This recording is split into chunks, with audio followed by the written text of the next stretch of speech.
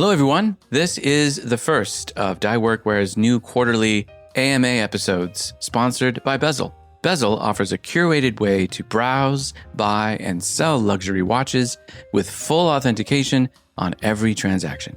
The platform brings together verified listings, high-quality imagery, and expert reviews, so users know exactly what they're getting. No uncertainty, no guesswork.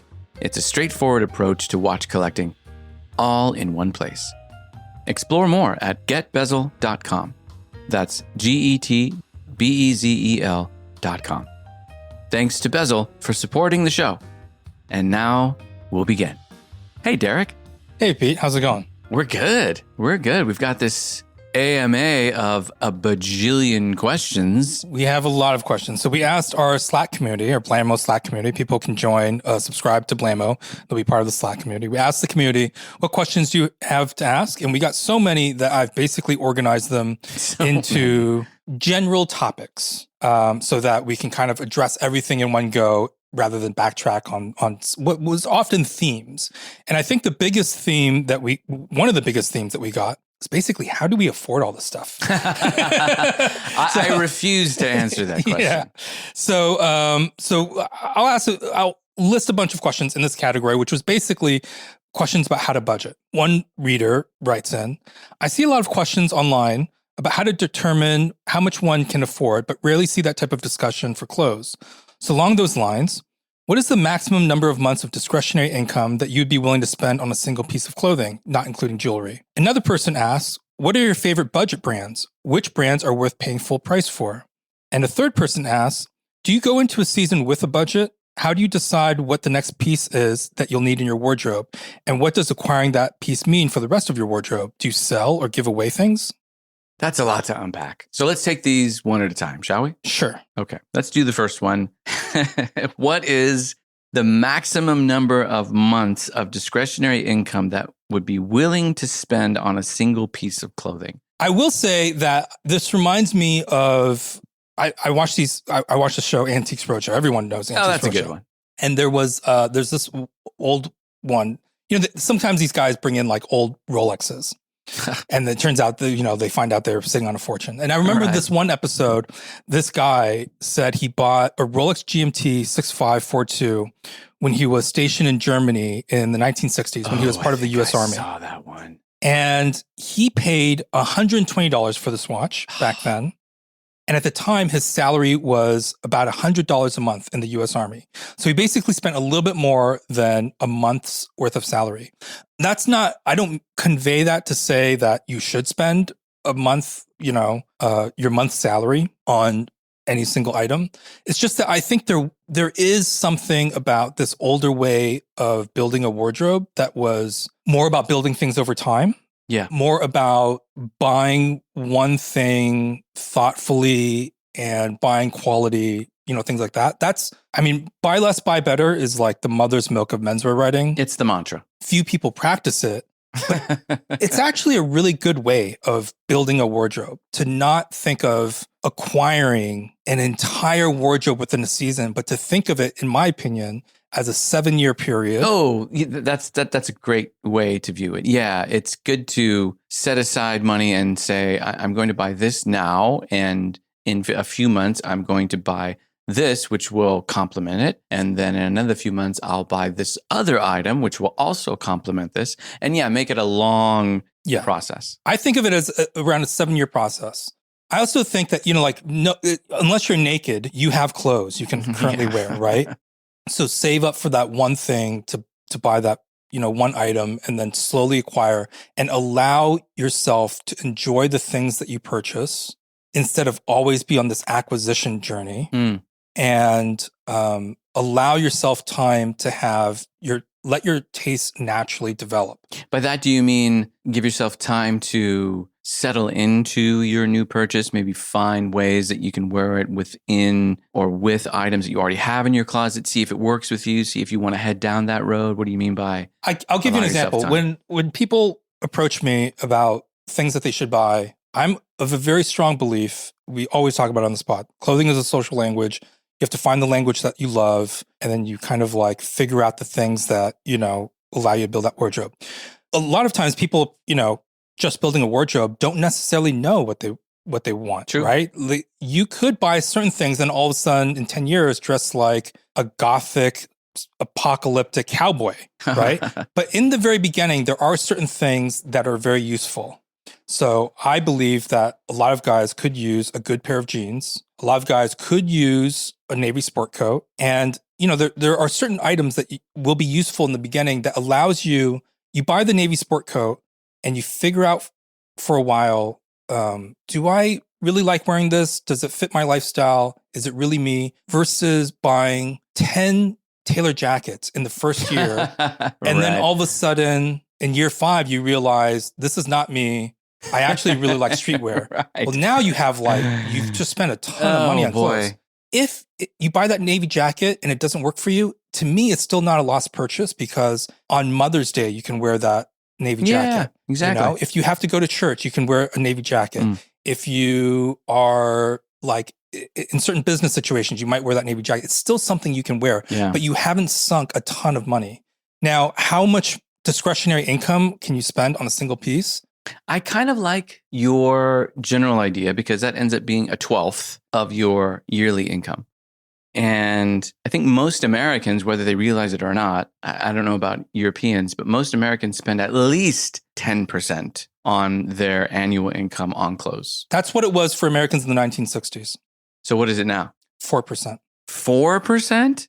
In 1960, the average American household spent 10% of their annual household income on clothes and shoes. Are they spending it all on Netflix now, or? Well, I mean, this gets into a whole nother thing because, one, that percentage has fallen down to 4%. Two, something to keep in mind, I think our wardrobes have ballooned. It's not that people are buying fewer clothes; they're actually buying more clothes, but they're buying stuff that they don't love. They're buying junk. They're buying stuff that doesn't last. So, I mean, that's whole nother topic. Whole nother topic. I do also think that we are living slightly in a different world, right? Sure. Because that's understandable. I would say, student debt, groceries, rent, all of these costs have made it difficult for many Americans to spend 10% of their annual income on clothes. Yeah. So I can't give you financial advice on how much discretionary income to spend. I just say have some savings so that if you lost your job, you can at least for a year live without a job, save for, your retirement future. Yeah. Know that, in my opinion, clothes do not make you stylish. I think they can make you well-dressed. I think style is a part of a whole other world. Yeah. It's how you treat people, how you carry yourself. It's a whole another thing. It's more inclusive. I also don't think style is, people try to make style as being a proper gentleman or whatever. I don't believe in any of that. I think you can be well-dressed in clothes. And as long as you keep that in mind, don't attach all these moralistic things to it. And if you want to be well-dressed, if you already have a year's worth of savings and, you've got some for retirement and all of that, spend what you feel comfortable, obviously. So what are your favorite budget brands? Gap. I always find something. Gap, really? I always find something in Gap, a belt. The other day I went into Gap and they had a cool cowboy belt for $30. I bought it. It was great. Okay. They also have better stuff for women, but every now and then they'll have just a basic chore coat. I mean, it's hard to make a chore coat stylish. It's been done for so long in so many different ways. Yeah. And they had a nice wool one for $40. I didn't get it, but that's a great price. I feel that when you go to those kind of brands, it's safer to buy wovens versus knits. I feel more comfortable buying a chore coat from the Gap versus a cashmere sweater. I agree. 100%. Because I feel essentially when you're holding a woven garment, so as everyone knows, there's a difference between wovens and knits. And knits is the stuff you feel on sweaters, and then wovens are shirts and jackets, and it's a woven material. When you're holding a woven garment, if you develop an eye, you can kind of judge the quality. With a knit, oftentimes the quality reveals itself over time. Yeah. The material can pill, it can stretch out, and then all of a sudden you realize, oh, that's why this was a $30 sweater or whatever. Exactly. Whereas a woven, if I saw a flannel shirt at the Gap, you just try it on, you could feel the material, and it is what it is. Yeah. And if it looks great on you, it makes you feel good, then it's worth buying. Yeah. What are some other brands you like? I like Hanes for just regular t-shirts. Yeah. Although I have been, as my Hanes have been disintegrating, because the Hanes of today are not the Hanes of yesteryear, and that's okay. I've been gravitating more toward made in USA t-shirts. A couple of them are union made. I believe Put This On used to advertise whenever union made t-shirts were available for like $30 a pop, which was a pretty good price. And Buck Mason just recently released some of their tubular tough knits it ends up being about $30 a pop. It comes in a 2-pack and it's about $60. Yeah. And that is from their USA plant in Pennsylvania.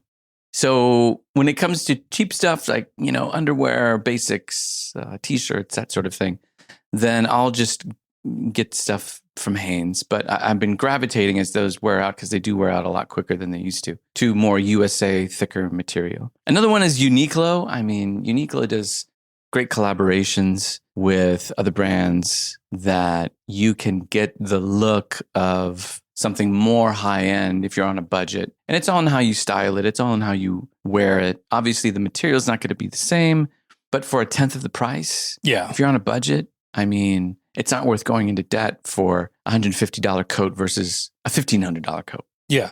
Uniqlo to me is such a standard, obvious choice. Yeah.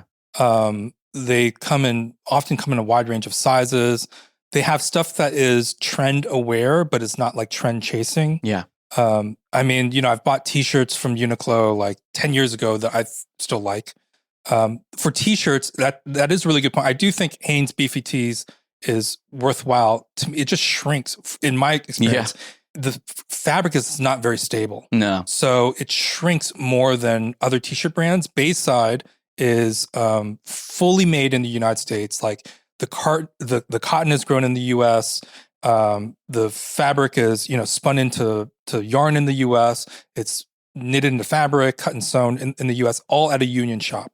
Nice. So that's worthwhile. It's not Bayside's tees are not like super soft, but if you're buying a Hanes Beefy tee, that's also not super soft. Yeah, exactly. It just takes a few wash and it'll get soft. I also think there are a lot of heritage brands out there that are not always labeled as heritage. By heritage, I mean have been around for a long time, that there are often things in there that I think are good. So I'm thinking of Levi's, Bean, Land's End, Clark's, Converse, Vans, Wrangler, Lee, Carhartt.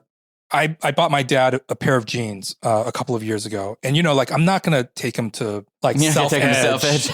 He just wants a pair of jeans that he can wear to a restaurant. Yeah. And to me, like Levi's, I think they're, I don't know, like $50 or something.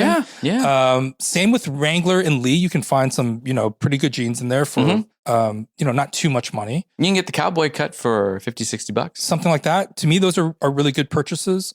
My only quibble about Levi's is that they use so many factories around the world that I personally would not buy something on final sale. Even if I knew the model, I always want the ability to return or try on in store. Or I would, try on in store. And that's to be understood. When they use so many different fabrics, you're going to have to try on at least there's going to be some variation. 10 pairs. Yeah.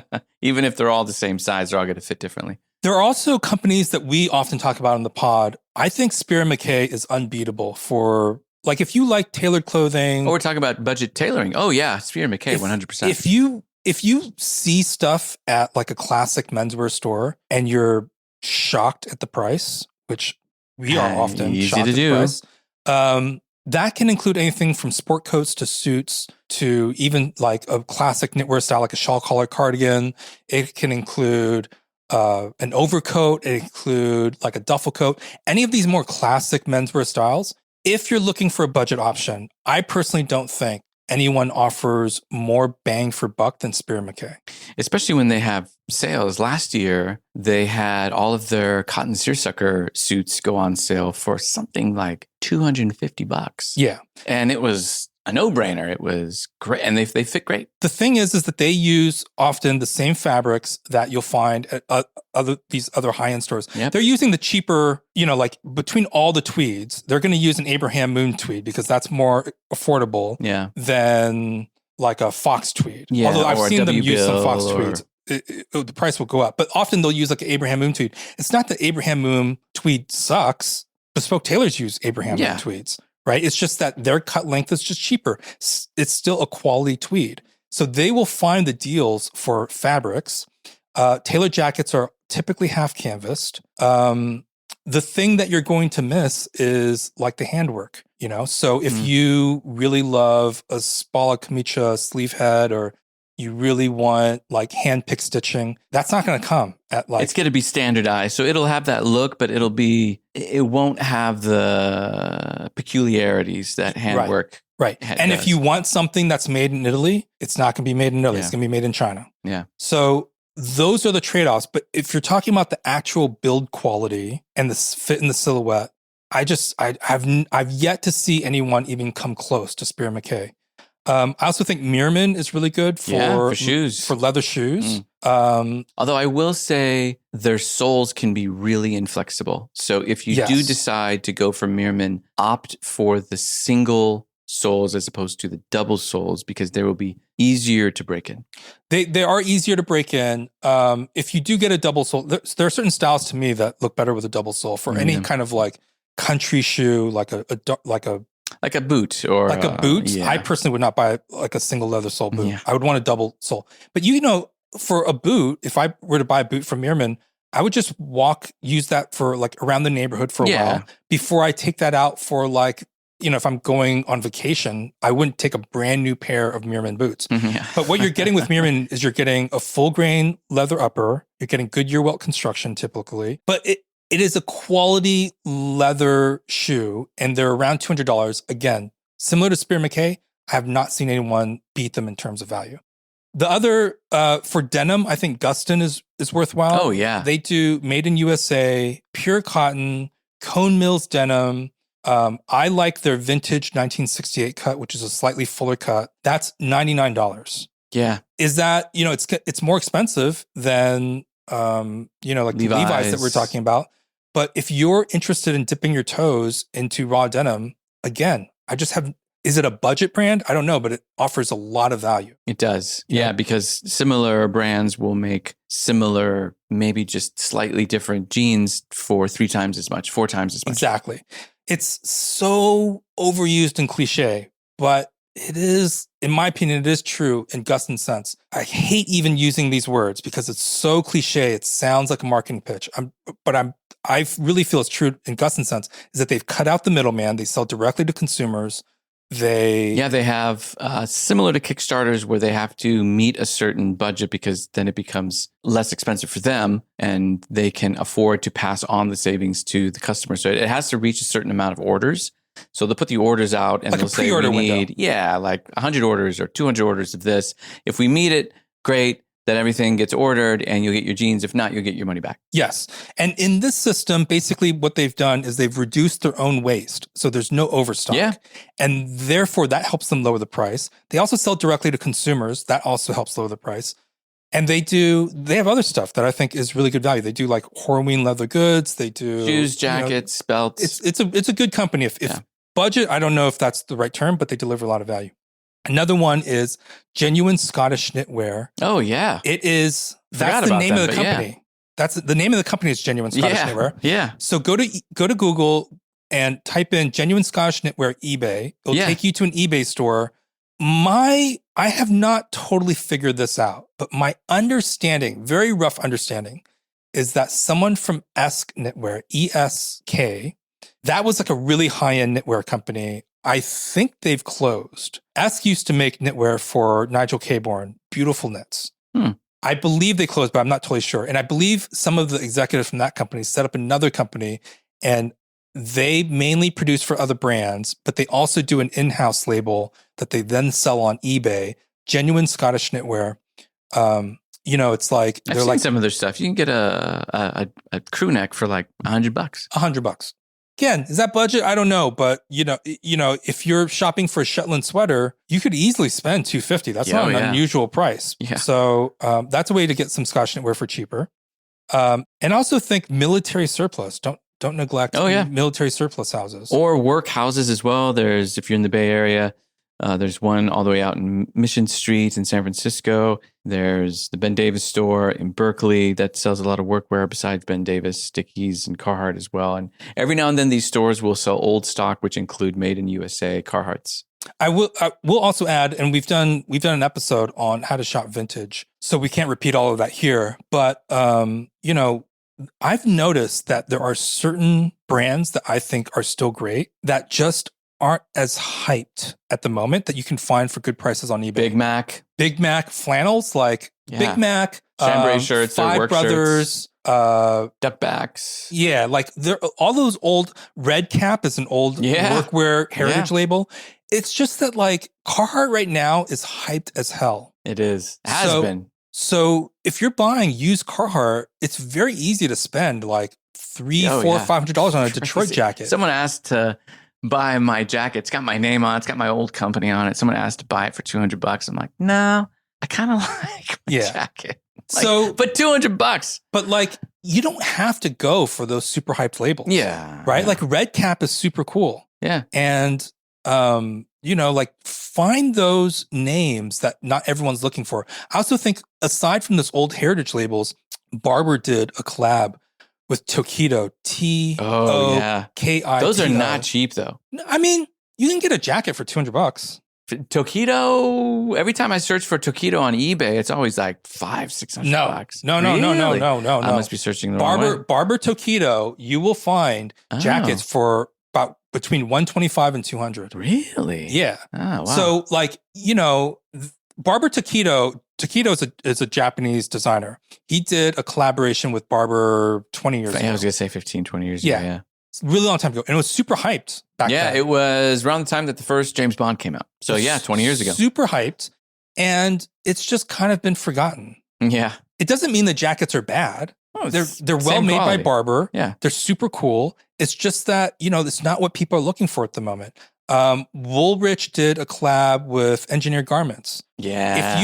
If you like a lot of that kind of like offbeat Japanese workwear and you're looking for a budget version, just don't forget that this has been going on for decades. Yeah. And there's a lot of stuff that people just aren't checking for because they are all chasing the same thing. They're all chasing Carhartt Detroit. And you can go for other stuff that's just not what people are looking for. And you'll find them on eBay for really good prices. Do you have a set budget per year that you cap yourself out as? I will say that when I started shopping, when I started really building a wardrobe, I felt, one, I made a lot less money back then. I mean, I don't make, someone asked, is there a way to do this without eating ramen? I still eat ramen. I ate ramen yesterday. So like you're asking the wrong person on that. That's how I can afford some of this. But the thing is that 20 years ago, I made a lot less than I did now. And I was like really self-conscious about, or like really sensitive about even spending like $100 on a jacket. Yeah. So what I did was I made a list of priorities every season. Good idea. And I would think of what are the things that I really need at the moment. And again, to me, that was like a Navy sport coat because it's super versatile. And I need a better pair of jeans. I need a pair of gray trousers. I need a pair of leather shoes that can work across a wider spectrum of things. So not Oxfords, but like a pebble grain Maybe chukka. bleachers that you can wear with sport coats and jeans. Yeah, a pair of bleachers, a pebble grain chukka, something like that. I need a gray sweatshirt that I genuinely love. Yeah. I need some plaid flannel shirts. I need some Oxford cloth button downs. So I'd made that list and then I would prioritize what are some things that I can buy this season and what are some things I can buy next season, and then plan out the different years. And then, quite honestly, because I just didn't have a lot of money, I would take up odd jobs on weekends. And I just figured that was my odd jobs fund. Like handyman? You were a handyman? Well, I wasn't a handyman, but like, for example, there was this really wealthy guy who was like selling stuff on eBay. And I took the bus to his house and you would sell his stuff. Yeah, I'd just take photos. I create the eBay listings. Great. He paid me per hour. Nice. And that way, like I had some money, but I was fun money. I was very sensitive about dipping into that because I didn't want to put myself in financial risk. Sure. But then I thought, like, if I just dedicate myself, every Saturday or whatever to working this job, then the money that I earned from this guy, I can say, okay, I made $100 today, $200 today, and then I'd save up for Smart. a couple months, Yeah. and then I'd buy that one jacket. Before I'd wait for these sales and do all this stuff, I don't actually buy that much anymore. I don't shop as much as I did in the beginning. And then also I have less of a problem paying full price because, like I have a little bit more discretionary income, which gets into another question of what do you think is worth spending full price for? Ooh, to good me, question. there are certain stores that, in my opinion, one, as a sales strategy for them, they either stock very low. So our friends over at No Man Walks Alone, Yeah. very low inventory. If I see something there I like, I will buy You have because to buy I it, just yeah. don't trust that it's going to make it to mid-season sale because they only buy like 2 items per size for one thing. Yeah. There are some other stores like the Armory and Self Edge. Occasionally, once in every few years, they'll have like a 10% off sale. Well, they will have seasonal sales that's like 10% off. Yeah. I don't think Armory does that, but Self Edge will have like a 10% off sale. So for me, I don't mind paying full price at Self Edge because I don't want to wait for the 10% off sale. Right. And then I have no idea if it's going to make it to They may not archive. even have your size. And, the other thing is I feel that once you make a list and you know what you're looking for, if you don't trust that it's going to make it to sale and it's perfect and it meets all the things that you're looking for, to me, it's worth paying full price. I agree. So if it is the perfect navy sport coat, the perfect pair of jeans, it's got the right silhouette, it's what you're looking for, to me, that's worth paying full price. I agree. I also think, and this is something that we've harped on in other pods, and I don't say this just because we hope you support Blamo and we hope that you give us money. And I genuinely mean this I've been beating the same drum for years. I genuinely believe that you should identify the people and the organizations that give you value beyond shopping. Sometimes a brand will put out lookbooks that inspire me. Sometimes a store introduces me to a brand. Right. Sometimes someone will just give me inspiration, like people at a certain store. And to me, I want to see those businesses continue. So I recognize that if I'm buying something at 50% off, the retail store, the brand is not only not making money, but they're sometimes losing money. And that's not a way to support a business. Right. So I try to spend full price at the organizations or the artisans or the businesses or the brands that I want to see survive. Because they're giving you so much more than simply clothes. They're giving you ways to wear them. They're giving you inspiration. Right. Something that you would never otherwise think, there's no way that I can incorporate that into my closet. And then the way that they style it, you're like, actually, I put it this way. way. Myself that way. In the last 20 years, I've seen so many businesses close. And that's when everybody says, oh, it feels so bad. How sad. How sad. Like I got so much from them. That was my favorite place to shop at 90% off. And it's like, that's why. That's why, brother. Yeah. So let's move on to the next question. Okay. The next segment is dressing for your body type. Derek has written threads about dressing as a smaller or larger guy. And the takeaway is often that the principles are basically the same. But you also talk about finding what works for your body type. These ideas seem to be at odds. Can you expand on what you mean by dressing for your body type? Another reader writes, do you think all body types can wear all bespoke tailoring styles? Or does a house style only work for specific body types? These are 2 different questions. For the first, this is something that we've harped on pods all the time, is that I strongly believe that clothing is a form of social language. 100 years ago, the language was basically imposed on you. Right. It was you have to wear a suit, you have to wear a sport coat. Yeah. And if you're going to this place, then you have to wear this. Over time, that scope has expanded. Not only can you wear suits and sport coats, you can wear workwear, and then you can wear streetwear, you can wear avant-garde, you can wear gorpcore, there's so many languages now. Yeah. And so to me, I never think that you should start with body type. I think you should start with aesthetic. Yes. First, as we discussed earlier, figure out some basics that allow you to explore. I would not just jump in to avant-garde. I wouldn't just jump in and just buy everything at J Press. Right. I would buy one tailored jacket. I would buy a pair of jeans. I would buy like a field jacket. So like dip your toe into that aesthetic. And different things that allow you to experiment. So like if you buy a pair of jeans, then you can wear that with a sport coat. You can wear it with a field jacket. You can wear the duffel coat. Yeah. Like as you're experimenting with different things, you don't have to like reinvent yourself. So first, figure out some basics that allow you to experiment with different types of aesthetics. Then figure out your aesthetic. And then to me, every aesthetic has its own idea of fit, silhouette, Right. color coordination, styling. They all have different ideas.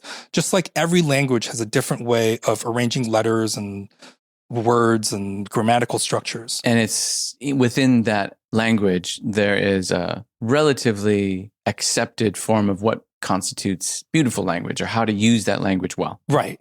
So to give some concrete examples, if you look at if you go down Savile Row and you look at the different tailoring styles, they're all doing their own house style, but they're all following this general idea of a classical style.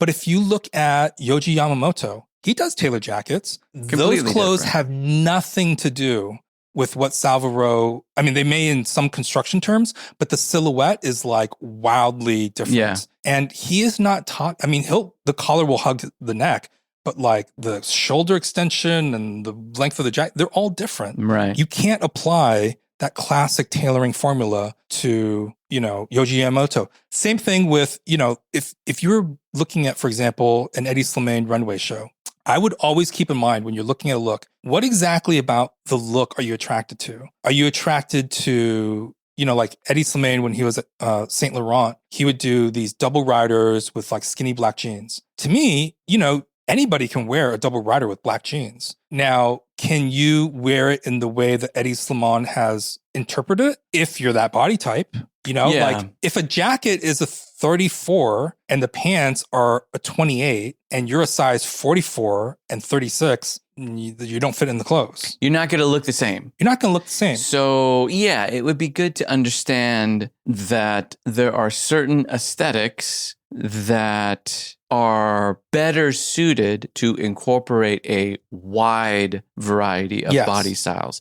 And other aesthetics, on the other hand, are very prescriptive when it comes to body types. Yes, I absolutely agree. So you have to understand what you're going for and maybe understand that a certain aesthetic may not fit within the classic interpretation of that particular body style that you may have, if it's a little bit outside that. However, I'm like very much into wear whatever you want, but understand that it may not fit within that classic aesthetic that is being interpreted by, for example, Eddie Slimane or anything that came out in the late 90s, early 2000s. Whereas other aesthetics are actually beneficial to not just hide your flaws, but they bring more attention to the clothes themselves as opposed to the body underneath. So classic menswear is good for that because no matter what body shape you are, Precisely. It is specifically designed to shape your body to form a certain aesthetic. So let's break that down. So I totally agree with that. The benefit of the classic tailoring style is that you're basically creating this almost Statue of David, like broad shoulder, very Adonis, tapered waist, V, columnar legs. Mm-hmm. Doesn't mean that everybody has to adopt this, but there is a certain classic look that like everybody will look at a photo of Gary Cooper and Cary Grant, and whether or not they want to dress like those people, we all recognize that person is well dressed and they're stylish. And we have no idea what their body looks like underneath. Yes. And it doesn't matter. Right. So this gets into the other question of, are there certain house styles that are better suited for certain body types? To me, there is a certain kind of like, you can use tailoring to create that silhouette, which is broad shouldered, nipped waist, typically hides a man's hips. So it's a closer skirt. The tailored jacket tends to hug the hips a little bit more. Columnar below the buttoning point. So there are certain kind of tailoring techniques that do this. So to give an example, if you have very, very square shoulders and they're like very built up, if you put more padding on that, you can end up looking like a linebacker. And you don't get the Statue of David silhouette, you end up getting linebacker. Yeah. If you have extremely sloped shoulders, then you may benefit from some padding because then you're building that back up to the Statue of David look, right? Most men benefit from having the buttoning point at a certain position because it allows you to take in the jacket a little bit more at the waist, which again gives you that V-shaped torso. And then most men would want the trousers to have some kind of coherence with the jacket because it creates, again, that kind of Statue of David flowing look. Now, I will say that I've been to like Italy, and I've seen a lot of rotund, short Italian men that look There are many of us. so stylish in a very softly tailored jacket that you would think, oh, this body type needs blah, blah, blah, blah, blah. It doesn't always work like that. So I'd like to add to that in addition to thinking about silhouette, if you're getting into menswear, think about not just the ideal shape, but also how you feel. Yes. So for example, Italian tailoring tends to lean more casual, Yes. which perfectly fits in with the Italian lifestyle. So you need to be honest with yourself and say, am I more of a rigid? Do I like the very sharp look? Do I stand at attention? Do I like to feel powerful and British? Then yes, then you should go for the British look. And sometimes there's some days that I feel like that. Most of the time, though, my style leans more casual. I want to feel more approachable. I want to feel more comfortable. I want to feel more soft and relaxed. So the jacket has to look a little slouchier. Yeah. Right. So when you get into menswear, and this is probably old news to many of you, but for those getting started, think about what you want to not just ideally look like, that V shape, but also what you want to feel like. Absolutely agree. What you want to communicate, if you want to communicate a very authoritative silhouette, what you want to communicate, how you want to feel. If you are too prescriptive and say, everything has to look XYZ, it's you miss out on a whole world of style that a lot of people are breaking those kind of rules and still look good. So I think it's good to keep in mind there is a certain look that will be flattering, whether you're tall, short, heavy, skinny, whatever, that is basically building up that like Statue of David, kind of silhouette. But then there are all sorts of interpretations on those ideas within classical style. And then if you move even further out, things that have nothing to do with classic style that are, the silhouette can look deforming, look alien-like, right? And that is they are creating another notion of beauty. And when you open your mind up to those different languages, that's how I would think of how to dress for your body type. Think of the aesthetic that you want to create. Think of how you want to feel. Yeah. And then all of the other stuff comes through. Don't forget that there are a lot of aesthetics that are embracing of many body shapes, specifically because the clothes themselves are the focal point, not the body underneath it. So I can think of tech wear is really good about that. Our friend Rosenrot in China, she makes beautiful clothes that kind of skirt the line of tech wear, but they have long, flowy shapes. Le Mer is a perfect example of that. Doesn't matter who wears that; they all look beautiful and elegant. The focus is more on the clothes and less on the body underneath. The next person, one person writes, if you could only use one tailor for the rest of your life, who would it be and why? That's a tough question. Can I preface this answer? Yes. Because I think this will color the way that we discuss it. Okay. I think of a tailoring house similar to a basketball team or a restaurant, in that a restaurant will have a chef and then line cooks, and a basketball team will be made up of like 5 players on the floor and then a bench, Yeah. And when you swap out, like at a restaurant, the head chef is the most important. That person sets the tone. menu, that's the person, right? But if you end up swapping all of the line chefs, the dishes are different. Yeah. If you take, and I'm stretching things here because I don't know anything about restaurants or basketball, but like if you took the Bulls and you took out Scottie Pippen, it's going to be a different team. It still might be Michael Jordan, and it's certainly if you took out Michael Jordan, then it's a totally different team. You, in my opinion, you can't think of it as like, oh, that's the restaurant, that's the basketball team. What matters is the people on that team. And what can end up happening is Michael Jordan gets old, or they traded Scottie Pippen, or they got rid of the line cooks, and then all of a sudden it's a different team. So I just want to say that because that's what complicates this question. Because people on a particular, or people in a particular tailoring house may get laid off, or they may retire, or retired. They get older, so forth.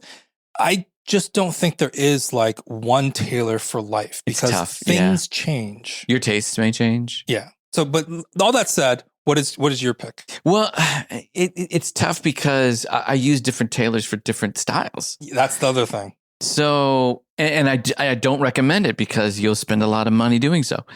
But if I were to choose one, I would choose the one that I have the longest continuous relationship, and that's with Salvo at Isarti Italiani. He's practically my cousin by now. But I would never ask him to make me a British coat. Right. Like, it wouldn't even occur to me. In fact, he has told me I can, and I'm like, that's fine. Don't worry about it.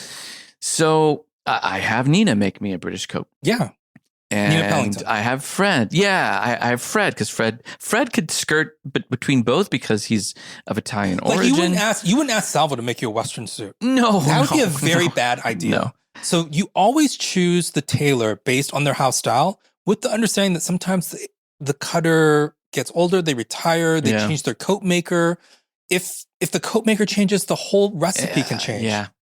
I personally love English drape style. So that, in my opinion, originated, as the story goes, Frederick Schulte was this Dutch English tailor who invented this way of cutting jackets that had a relatively soft shoulder by English standards, not as soft as Italian, but it was softer by English standards. And then it had this full chest that gave so much volume that excess fabric basically created a fold near the armhole, which is why it's called the drape style, sometimes called the London blade cut. I love that style, originally passed on from him to Per Anderson, who co-founded Anderson and Shepherd. Anderson Shepherd is probably when you look at when you think of drape cut. When you think of drape cut 20th century tailors, you think of like Fred Astaire, all of those greats. They are probably wearing Anderson Shepherd. Right. In my opinion, post 1995, in my opinion, the best drape cuts are now done by Steed, Edwin Du Bois over at Steed, or Tom Mahone now at Redman, but also Stephen Hitchcock, who is now doing an independent tailor. Yes. However, he does less drape. And many of these tailors are also moving towards less drape because customers tell them, like, I don't want to look like Fred Astaire and Prince Charles in 1980. I love that stuff. I think it's cool. I love that stuff. So to me, I look for the truest drape, but it is what it is. How do you like your Steed jackets? I love them. Yeah. I remember the first time I met you, you were wearing a Steed jacket. So my taste is always to go for those old drape cuts. Yeah. But so if I was to choose one tailor for life, it'd probably be them. I will say I've only had, but I've used other tailors, and they all offer something different. So to me, I just don't feel wedded to any one thing. Same, yeah. I mean, I've got a jacket being made by Nina. I've got a suit being made by Salvo. I've had stuff made by Fred, Edward Sexton. So it's hard to choose one for life. But if I want a particular style, then I'm going to go for the tailoring house that specializes in it. I have never gotten anything from them, but Tailor Cade, if I had a chance, I love that kind of like mid-century American look. So, to me, they're all good, but if I had to choose one, it'd probably be a drape style. Let's go to the next one, taking care of sweaters. This person writes, I know Peter has had the Cole Hayes cardigan coat, the ultimate cozy home piece. I was wondering how it has aged. I love mine, but has pilled like crazy. So honestly, looks too ragged for out of the house as a result. The pills are too big for my sweater shavy thingy. And the comb seems like a never-ending task on something this big. Do you have any tips for upkeep, or should I just rock it as it is? Well, I have that coat. I still have that coat. It's a long shawl collar sweater. Just think of a regular shawl collar sweater, but much longer, about 1.5 2 feet longer. Basically, it looks like a robe. And yes, it does pill easy. I believe, I could be wrong, but I believe Cole Hayes uses a British mill and an Italian mill. They use, so for this sweater, it's a British mill. Okay. I know their British mill personally. First off, all knitwear will pill at some point. Yeah, I was going to mention that even if you were to get long staple yarn, it will still pill. It'll be more resistant to pill. It's just a matter of basic like physics, right? Yeah, like, it's just a fiber. It's going to break. The a yarn is made of many different fibers twisted together, and then that yarn is like knitted into a garment. And longer staple fibers will pill less because they have less points of breakage. But essentially, if you're wearing the coat and you're moving around, and let's say you have I don't know, but let's say you're laying on a rougher couch and you're moving around, just basic friction will make those fibers break, and then they'll fly up and tangle into each other. Yeah. And that's what causes pills. There's no wool sweater immune to pilling. There's no wool sweater immune to pilling. I will say that at least I think it was like 10 years ago or so, I knew which mill they were using during that time. All knitwear will pill. I do not know of a mill that makes higher quality or less pill resistant sweaters than that mill. So I will say that the manufacturing facilities that they used at least 10 years ago, like it's just the top of the line. And it could also be the weave. So for example, for the Colhay sweater that uses a shaker knit, and so you have these ribs that are constantly rubbing against each other, that's going to increase the amount of pilling as opposed to a flat knit. I've heard, although I don't know if it's true, I heard this from the guy that runs Jeeves, which is a really high-end, really great dry cleaner in New York, that, there are certain washing techniques that are better to reduce pilling and just good knitwear practice.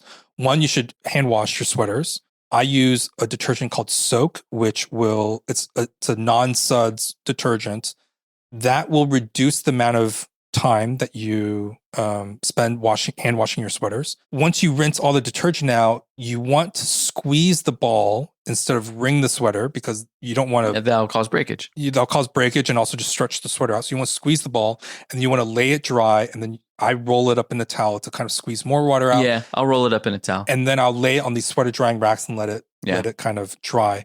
I've heard from Jeeves, the guy that runs the Jeeves dry cleaning store. He says that there are conditioners for sweaters, and he thinks that reduces pillage. Wow. Okay. So that'll, just like conditioner for your hair, it'll make the fibers stronger. I've never tried that, but that's maybe something to consider. He's the type of guy that knows so much about his trade. He's been doing it for decades. That I trust his opinion. Yeah. So that's something to consider. For general knitwear care, I've always felt that sweater shaver is better than razor. A comb. A comb, yeah. And I use Conair for my sweater shaver. I have Conair. It has an adjustable head that allows you to like increase the size of the holes to get bigger pills. Those pills, yeah. That thing is like $30-$40? No, 12. Oh, that's 12 or 15. Oh, I will say it's my favorite fabric shaver because it's just big. So you don't spend as much time. Yeah. But it does behave like a $12 shaver. You know what I'm saying? It is like a rinky-dink thing. Yeah. I have no problem using it on high-end knits. I'm just saying that like in the hand, it is like a rinky-dink thing. Steamery does higher-end fabric shavers that feel better made, but I like how Conair has the handle. Steamery doesn't have a handle. What do you feel about actually having pills on your sweaters? Do you care or not care? I do shave them. I shave the pills off. I don't, unless the pills are so ridiculous. Then I'll just let it go. Tell people that you got from J Press Shaggy Dog. Yeah, no, I just like, I just live in this sweater. Yeah. And they're like, oh. Yeah, call it patina. Right. Otherwise, I just rock it as is. Okay. The next question is how to wear a bow tie. This person writes and asks, for those of us who love a bow tie, can you talk about the time, place, and occasion outside of formal wear? How to think about when it does or doesn't work, and opinions on fabrics and patterns. Do you have bow ties? I do. I have a couple of bow ties. I used to have more, but here's the thing. It's hard to imagine you in a bow tie. Here's the thing about bow ties. Once you wear a bow tie, once you wear a bow tie, you are the bow tie guy. And I say this as someone who has worn ties my entire life. And you wear a bow tie, and they're like, oh, so you're a bow tie guy now? And I'm like, no, I just want to try wearing a bow tie. I say this outside of black tie, because black tie, you should only wear a bow tie. For the love of God, please do not wear long ties with black tie. It looks so ugly. Only wear a bow tie. Only wear a bow tie. But Even if you wear a bolo tie, they're not going to say, oh, you're a bolo tie guy now. But if you wear a bow tie once, then you will forever be known as the bow tie guy. So I got a couple and I tried them and I thought, not me. I think that to wear a bow tie, there are just certain people that like, they are sentient bow ties. You know what I'm professors, saying? perhaps. I'll give you an example. Patrick McHenry, he is a congressman from North Carolina. He's a Republican congressman from North Carolina. Okay. He wears a bow tie, looks completely natural on him. Before him, Daniel Patrick Moynihan. He was a senator from New York. Yeah. Completely natural in a bow tie. Yeah, totally. There are some people who, when they wear a bow tie, obviously you know that they're wearing a bow tie. But to me, it's the difference between that's the bow tie guy and that's John. That's his style. He likes to wear bow ties. Yeah, it's a fine line. And I knew one guy who specifically did not become the bow tie guy because he made a pact with his wife. His wife said, I know you like bow ties. I can't stand them. And I think you look ridiculous with them. So I'll make you a deal. 1 week bow tie, 1 week long tie. And he says, okay. So when the time came for him to wear his bow tie, he would. And now he's divorced. He would. No. They came to an agreement and they have stuck to that agreement as far as I know. Okay. But I like the way he wore them. And it's kind of the way that I think about wearing them. If you are inclined to wear bow ties, please stick with the classics. Yes. Please stick with a Macclesfield. What is a Macclesfield? A Macclesfield is, it's actually, not to get too deep in the weeds, the history of Macclesfield is if you go to Macclesfield, England, the history of that, it goes back to France, doesn't it? Yeah. If I'm not mistaken. So the French came over to England and they were known for their prints. And at the time they were, they brought over to England their printing styles. And Macclesfield, England became known as a hub for all of these immigrants from France of making these prints, which were then used for ties, for neckwear, including bow ties. Now, a Macclesfield is very sober. It's usually a small, repeatable print. And from England, as you can imagine, it's in muted colors. So sometimes they're even found in madder silks, which is very traditional, especially if you wear them with tweeds. I highly recommend that if you're into bow ties. You'll not find them often.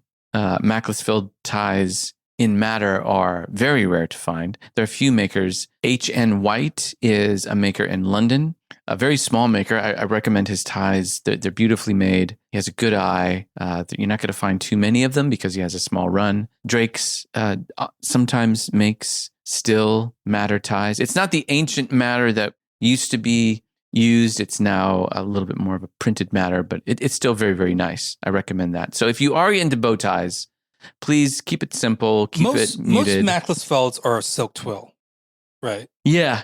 Most are silk twill. And basically, it's a repeated small geometric pattern. Yeah, usually like a square or diamonds. Diamonds. You'll see sometimes these little florets. Yeah. If you go to Google, type in Macclesfield print or Macclesfield, or you could try foulard. Sometimes they're described as foulards. You'll if you go to really good tie makers like Sam Hober, they'll have those fabrics in stock. E.G. Capelli, Drake's, they will have these Macclesfield prints. Once you see them online, you'll know exactly what it is. That to me is like super fail-safe. Yeah, fail-safe, exactly. If you, outside of that, then I think a stripe can also work, like a rep stripe. Yeah. With the blue blazer. Yeah, looks great. If you want to venture out a little bit more, then there is something called the Churchill dot, which is a navy. Yeah, that's fail-safe. That's true. Navy silk twill, but it has very small, like pin dots, not polka dots. Be careful of a polka dot tie. So a Churchill dot is also very safe. Yeah. I would stick to sober colors. By sober color, I mean maroon instead navy. of bright red. Yeah. Navy instead of bright blue. Yeah. Dark brown instead of like bright orange. Yeah. You know what I'm saying? So like very conservative colors. I would also get what is called the butterfly shape. Yes. I have a fondness for batwing only because back in the day, that's all, like I used to really be into vintage clothes. And if you have a batwing, obviously make sure that it's a thin batwing. Yeah. What is a bat wing? So a bat wing, as opposed to a butterfly has straight, linear edges that are horizontal.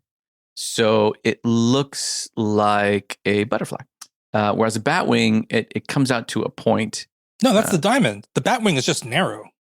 Really? I thought the bat wing had the bat. No, you're right to say the butterfly has a straight edge on both edges. Okay. Then there's the diamond point, which is just it comes to a point. Oh. But the bat wing is like a very narrow bow tie.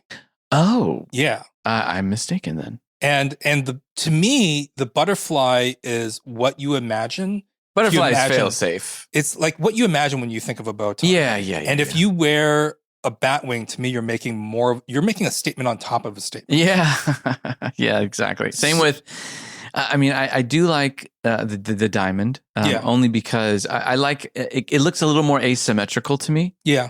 So I like the fact that if you do wear a bow tie, do not tie it too tight. It doesn't have to be perfect. The less perfect, obviously you don't want it to look sloppy, but the less perfect it is, the better. A little more charming that way. Yeah, and if you have diamond points, then it looks even more asymmetrical, kind of like the idea behind a four-in-hand. The edges, I think, a bow tie looks better when the edges align with the edges of your eyes. Yeah, so you don't want to go too wide unless you're going for the 70s look. Then there's no holds barred there. You can go crazy. You can go gorilla. You can go nuts with your bow tie. But if you're doing the classic, then yes, it's nice if it's within your eyes. The edges of your eyes should align with the edges of your bow tie. You can check clothiers like Ben Silver will have good bow ties. O'Connell's will have good bow ties. In terms of time, place, and occasion, I think there are certain professions where it's easier to wear a bow tie. To give an example, I think academia is a little bit easier. Hands down. In a weird way, I think if you're an artist, it's a little bit easier to wear a bow tie. If you're an artist, you can wear whatever you want. Yeah. So like there is like didn't Andy Warhol wear a bow tie every now and then? Yeah. Sure. So there's like super conservative academia, and then there's like weird, wild artist guy. Right. Both of those work with bow ties. Yeah. If you're in the South, I think it's easier to wear a bow tie. Yeah, absolutely. If you're like a pastor, if you're a politician in the South, really easy to wear a bow tie. I just think just keep in mind there is sometimes here comes the bow tie guy, and then here comes Peter who happens to like bow ties. And I think you want to fall onto the second. That said, I always encourage anyone to experiment with their style. Don't be afraid if you like bow ties. Yeah, you may be the bow tie guy, and there's nothing wrong with that. So we have a couple of outerwear questions. One is, what is the best leather jacket if you don't want to look like you have a costume on? Another one is favorite raincoat for those of us who love the look of a barber but can't wear it because it breathes so poorly. And then another one that says, what kind of heavy parkas or jackets would you recommend for a winter in Chicago or New York, especially on rainy or snowy days when you need that extra bit of utility? Let's do leather jackets first. Okay. Leather bomber, similar to Indiana Jones. I mean, it's so boring and done that it's innocuous. No one's good, unless you wear it with a fedora and a whip, no one's going to call you Indiana Jones. So I would say just a leather bomber. I think it's the G1. G1's nice. It's got a furry collar. What's the one that is... So A1 has a stand-up knitted collar. Okay. The A2 has a fold-down collar. The A2 is the one I'm thinking of. And then the G1 is a fold-down collar with the furry thing on top. It's the A2 then. Okay. So the A2 is like... Super standard. Super standard. And that's if you're going into militaria. If you can, then they're great. They're really, really cool. And there's so much like the Indiana Jones, fold-down collar, pockets, on your hips, then it's not going to look too weird. I recommend people think of 3 dimensions when choosing a leather jacket. Okay. One is think of the genre that you like. So I think of in my very, very broad category, I think there's heritage workwear. Okay. There is the classic menswear guy who likes suits and sport coats. And then there's the fashion guy. Okay. I see where you're going. So first off, think of which one are you? Are you like the workwear heritage kind of guy that wants to look rugged? Are you the guy who normally likes suits and sport coats but wants a leather jacket? Or are you the fashion guy who's looking for a leather jacket? Okay. Pick those 3. So and then I would consider the reference that the designer is going for. There are biker jackets like a cafe racer or a double rider. Okay. And then there are flight jackets, which military jackets. Like the A1, A2, G1. Yep. And then there are very niche styles, or depending on how niche, but there are fencing jackets, and there's stuff like chore coats. So think of like what is the designer referencing when they're designing this? And then the third element I would consider is the material. Lambskin is the softest material. Then you have grained goat skin, sometimes calf skin. Yeah. And then you have the heaviest, which is cowhide and horsehide. Yeah.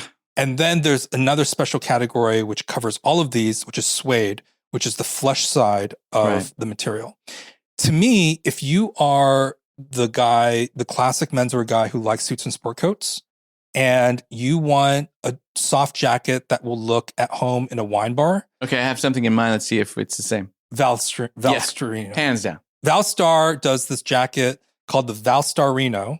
It is an A1 jacket by an Italian company that has made it look, it references the military, but does not look like a military jacket. Yeah. It looks like something that you can wear to a wine bar. It sits perfectly at home with the things that are already in your closet if you like suits and sport coats, which is say tailored trousers, loafers, things like that. Yeah. However, if you're the workwear heritage guy, then you're going to look at the Valstarino and you're going to think that it looks limp and wimpy. Yeah. You're going to want a cowhide jacket or horsehide jacket. Yeah. So if you were to something from the workwear area that you were talking about, you've already chosen the one for the menswear guy. If you do flannels and loafers and that sort of thing, what if you wear jeans and t-shirts? I feel that, so I like double riders, which is basically like the shot perfecto kind of thing. But a lot of guys are going to look at that and feel that they're wondering if that's too costumey for them. Yeah. I personally like it, but I understand. To me, a cafe racer is a much more toned down version. Oh, with no collar at all. It has a stand-up. It has a band collar. Yeah. Yes, so but not with a band collar, so not a fold-down collar. And it's a slightly slimmer jacket, single zip down the middle. Yeah. Arrow does a version called the Board Racer. Taylor Stitch does a collaboration with Golden Bear. Golden Bear, yeah. Like that to me is, if you're the guy that, you very rarely wear tailored trousers. You're almost always in like fatigues, raw denim, painter pants, or like heavy canvas, pants, and you love boots and you love thick flannel shirts. A cafe racer is innocuous, but it's still a leather jacket. I'm going to challenge you here for a second. Okay.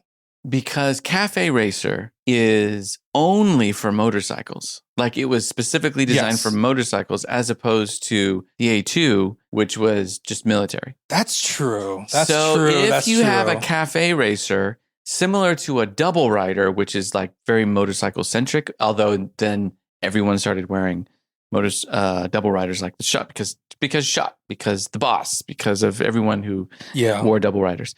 Cafe racer is similar to the double rider in that it's less workwear and it's more motorcycle, whereas the A2 is like...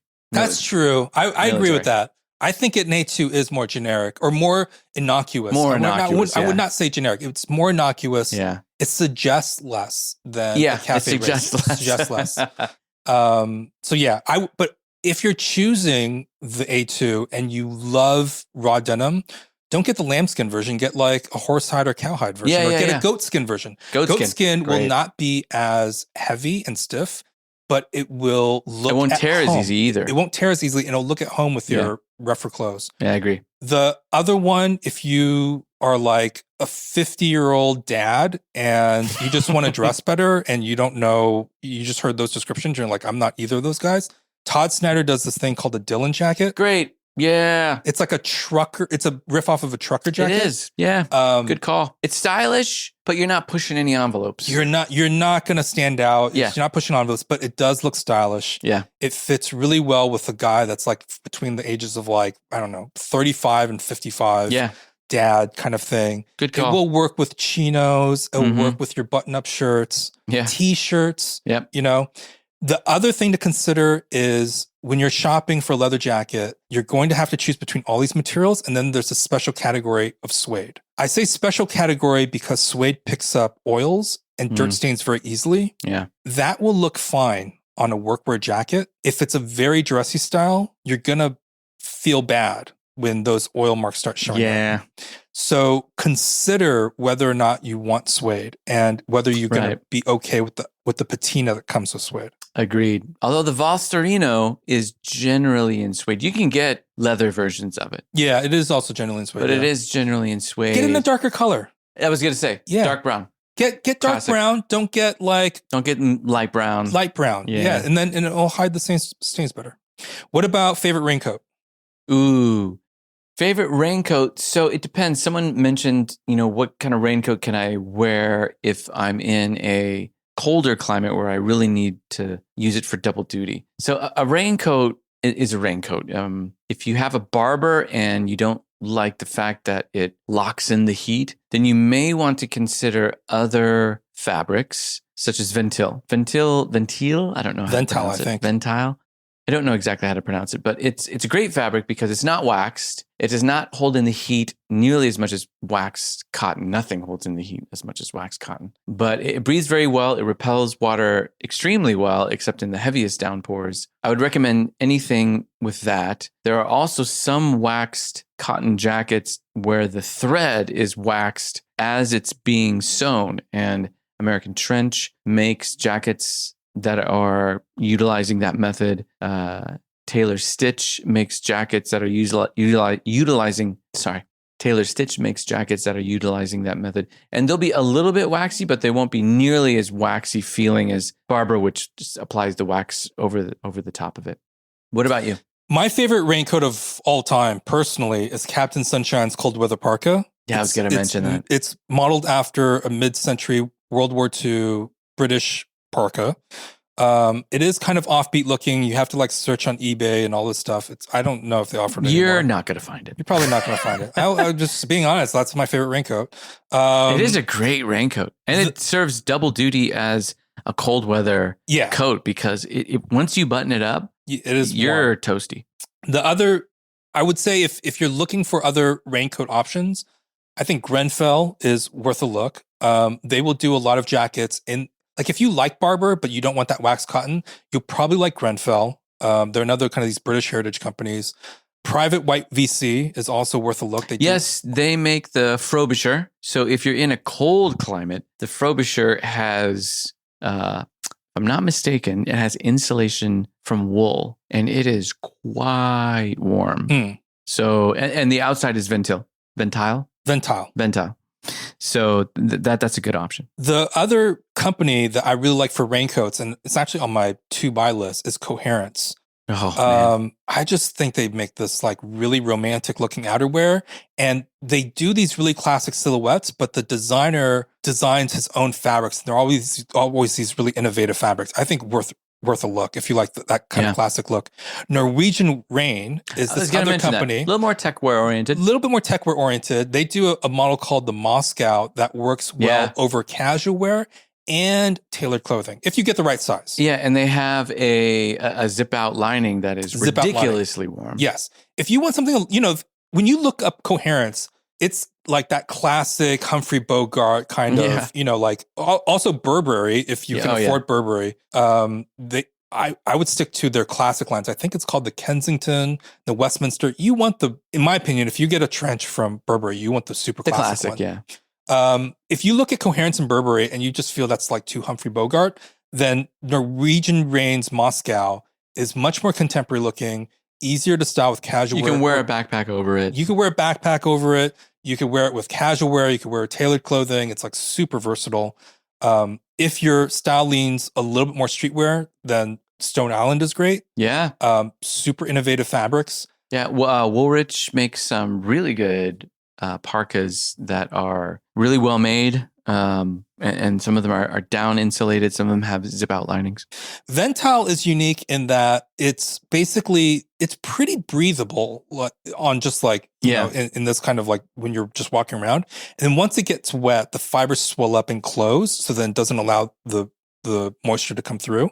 There are even more breathable fabrics. I've seen this fabric called Event that is super breathable.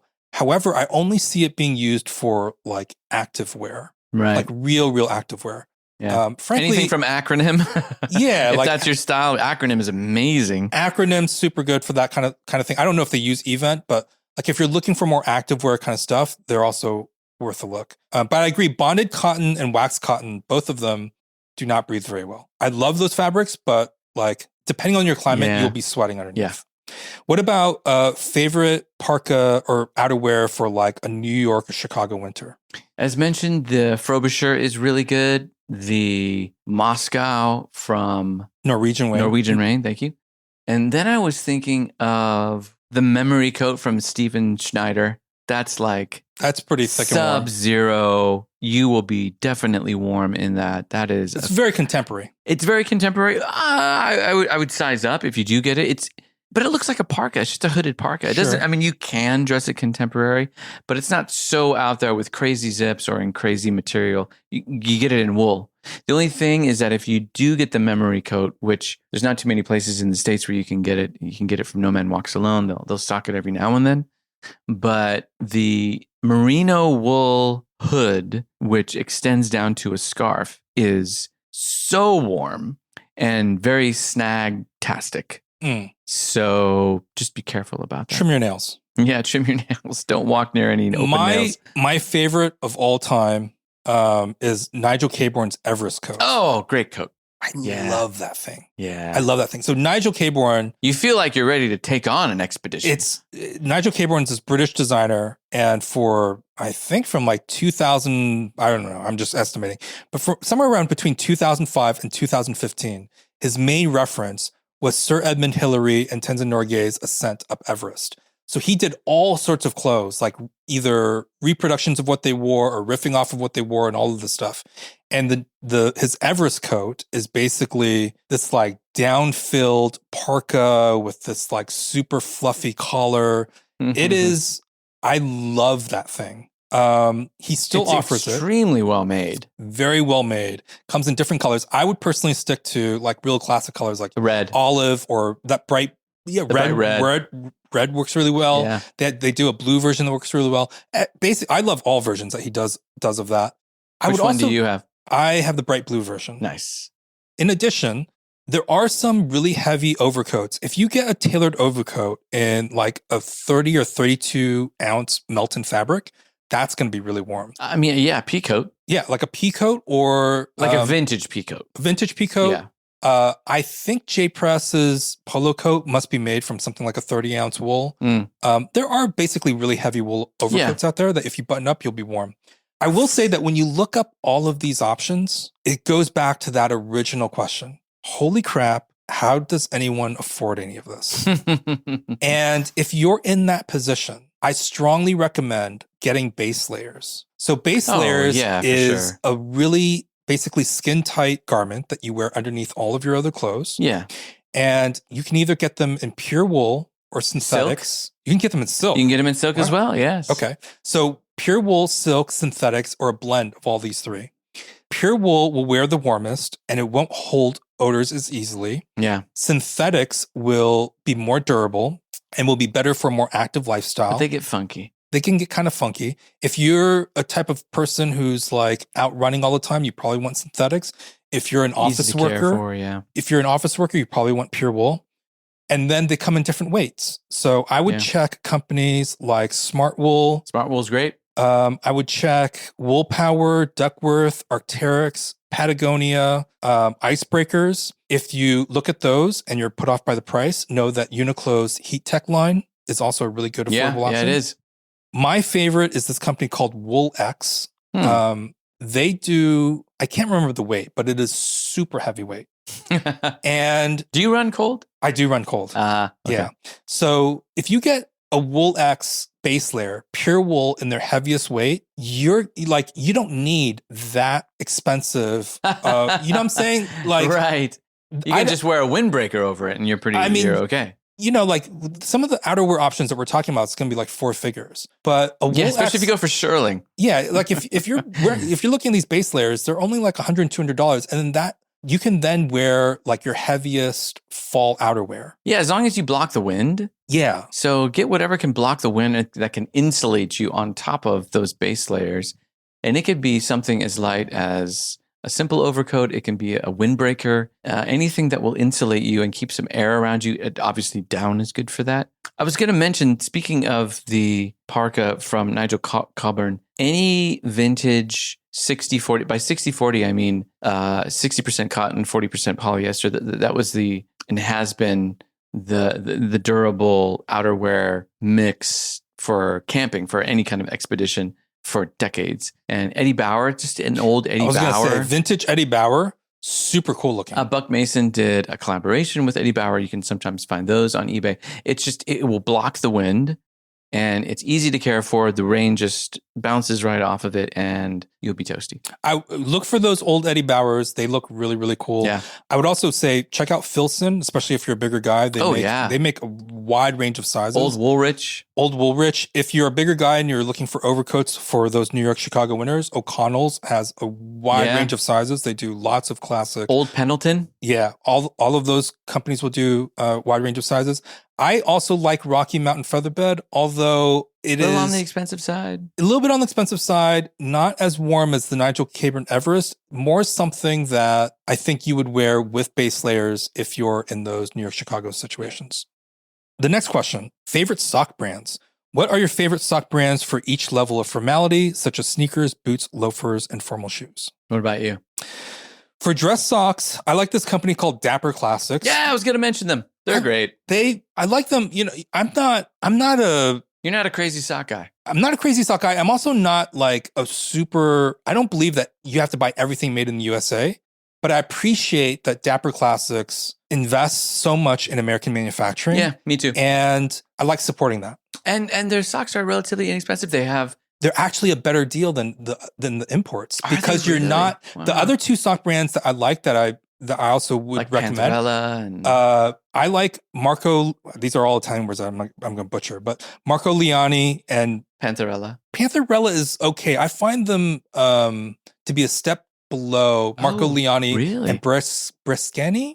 Oh, Bresciani. Bresciani. There we go. Bresciani. I mean, yeah. I think if those money two were are no option. Yeah, really good. Yeah, same. But for those two, you generally pay around $40. $50. Yeah. $40 or $50 for a pair of socks. And now with the import taxes. Dapper Classics is $25 for a pair of socks. Over the calf. Over the calf. Yeah. Made in the USA. Mm-hmm. I recommend getting solid navy. Yeah. Over the calf in wool for most of the year, but in summer. I like cotton. Here's why I like cotton. Okay. Let me know if you have the same experience. Wool always grabs my pants. No. Cotton just like slides right off. I don't know. I'd have to think about that. That's a really interesting With theory. the exception of whipcord. Here's really what I'm saying. Don't wear wool socks with flannel pants. Okay, yeah, I agree with that. Yeah. But otherwise, yes, wool it's a great investment. It won't pill as much. The weird thing about Dapper Classic socks is they do a lot of funky patterns. If you're a funky pattern guy, then you're gonna love Dapper Classics. I like Dapper Classics more conservative patterns. So like a pin dot, like herringbone. To me, that's tasteful, and you can be wearing that in even conservative environments. Yep. The thing about their patterns is I find that their patterns hold up better in the wash than these more expensive brands. Really? I don't know why. Huh. The head of the company, Fred Rich, explained it to me once. It was so technical, it just like flew over my head. But their patterns are really good. They're cheaper. They support American manufacturing. That to me, pure wool and pure cotton over the calf navy is like the ground level for their socks. For casual socks, I like this Japanese company. I think they're Japanese. I'm not 100% sure, but I think they are, called Thunder's Love. They do wool, cotton, and some other materials. I don't like their cotton socks, but I really like their wool socks. Speaking of Japanese companies, what about, is it Anonymous? Anonymous is good. I do like Anonymous. Yeah, they're fun. Capital socks are fun. Capital socks are fun, but they're too small for my feet. For your feet? Yeah. Really? I'm not even a really big guy. You're not. We're about the same size. The thing that's annoying about socks, especially when they don't fit, is that you can't return them. I know. You put them on your feet and then you just have these tiny socks. Like that put me off because I spent some money on these Capital socks and they're too small. But I do like Capital's designs. Yeah. I also really like American Trench's Super Merino socks. Yeah. Those to me are so comfortable. Yeah. The only thing is after a while, after a few years, they like rub down a little bit on the heel. Yeah, I find that's so common. Yeah. Especially with wool socks. The counter to that is Darn Tough socks. Darn Tough. That was my go-to. Which, especially for work socks. Darn Tough is, they've got this I think they have like a lifetime guarantee. Lifetime guarantee. They don't even ask you to send. They're like, you write them and because I've done this on a couple of my work socks where they've pulled or they've ripped or they've just worn out. And I say, a couple of your socks have worn out. They're like, okay, we'll just send you a new pair. They don't even ask for a picture. The only thing is I don't like their designs. But they're work socks. Come on. But I mean, I'm not working as an electrician like you. Oh, okay. So I like American Trench's designs way better. They don't last as long as Darn Tough. They last long enough. I think that's like $20 for a pair of Super Merino socks. I love their Super Merino quality. Yeah. That will last you, I mean, depending on how often you wear them, so on and so forth. It doesn't last as Darn Tough, but to me, they're just much more comfortable. The other one I want to mention is Rototo, which is a Japanese company. They do this indoor, I don't even want to call it a sock. It's really more of a slipper because it's so thick. Yeah. It's meant to be worn indoors as a slipper. But I've enjoyed Rototo's indoor sock slippers so much that I've been wanting to try their casual socks. Those are stocked, I think, at Standard and Strange. They are. If you just kind of Google around, you'll find a bunch of stockists. I think they make really fun socks that are fun but aren't too. It's not like hot dogs all over them. Yeah, they're not serious, but they're not too crazy. What about for sneakers? I do American Trend Super Merino. Yeah, do you? Yeah, I do unbleached apparel. Okay, just bear in mind that they're gonna sag because they're pure cotton.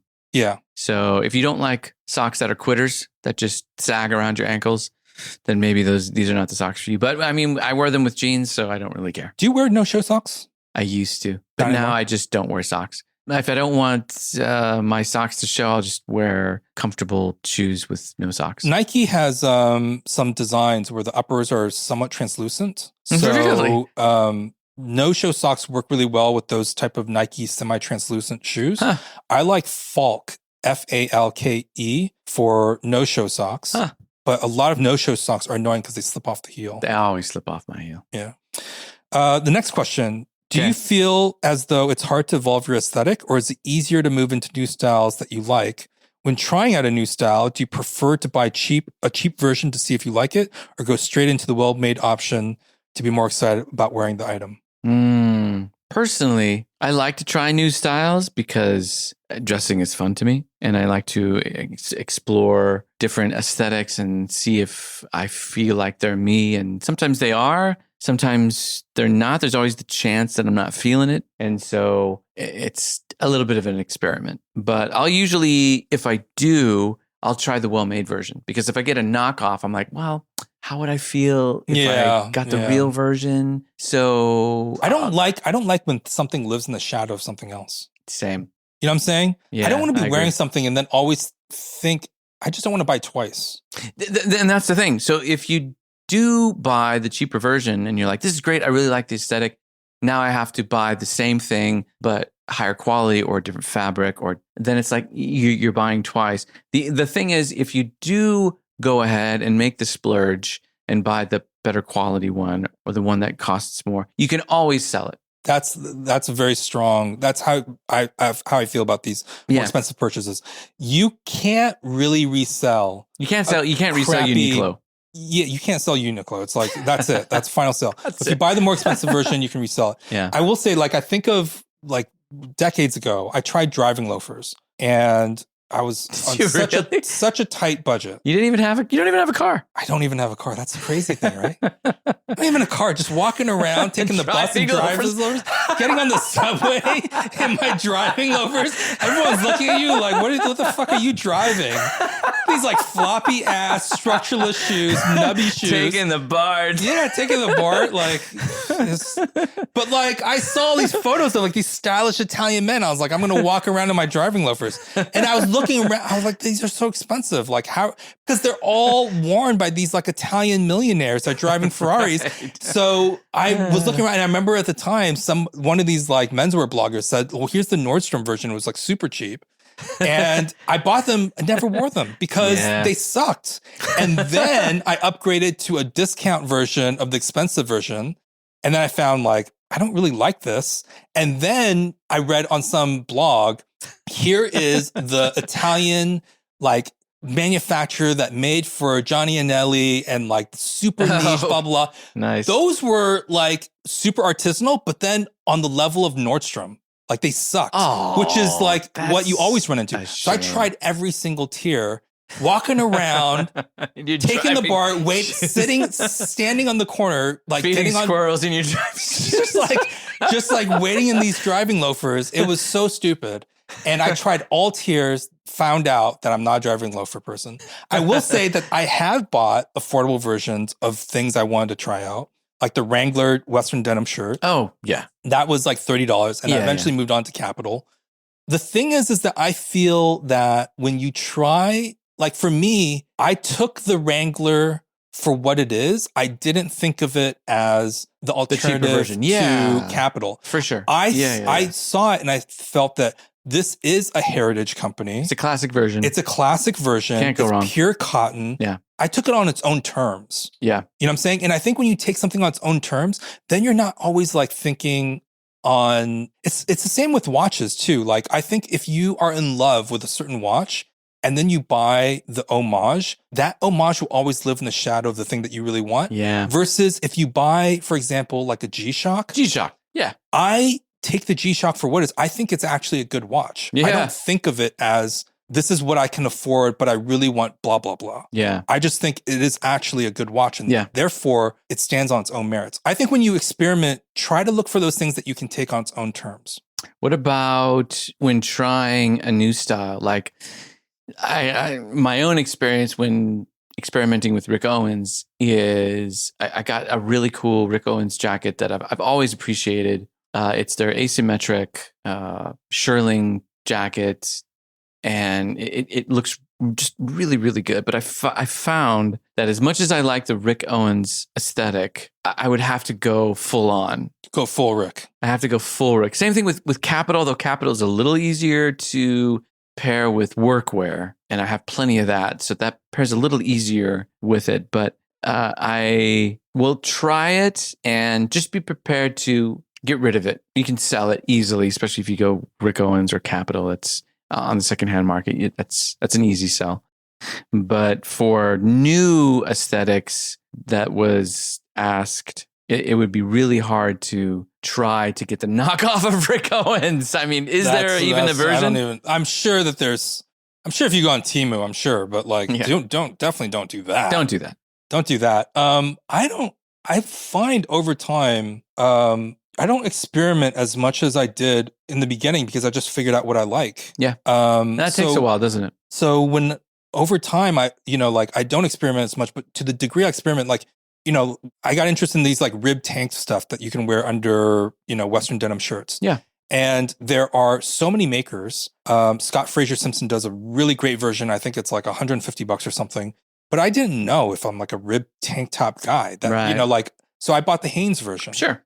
And to me that was like, I'm not gonna cry if I end up losing $15. Right. Whereas if I buy the Scott Fraser Simpson version, then it's gonna be super expensive, and then it's gonna be a bummer. And no one wants to buy a used tank. Nobody wants to buy a used tank.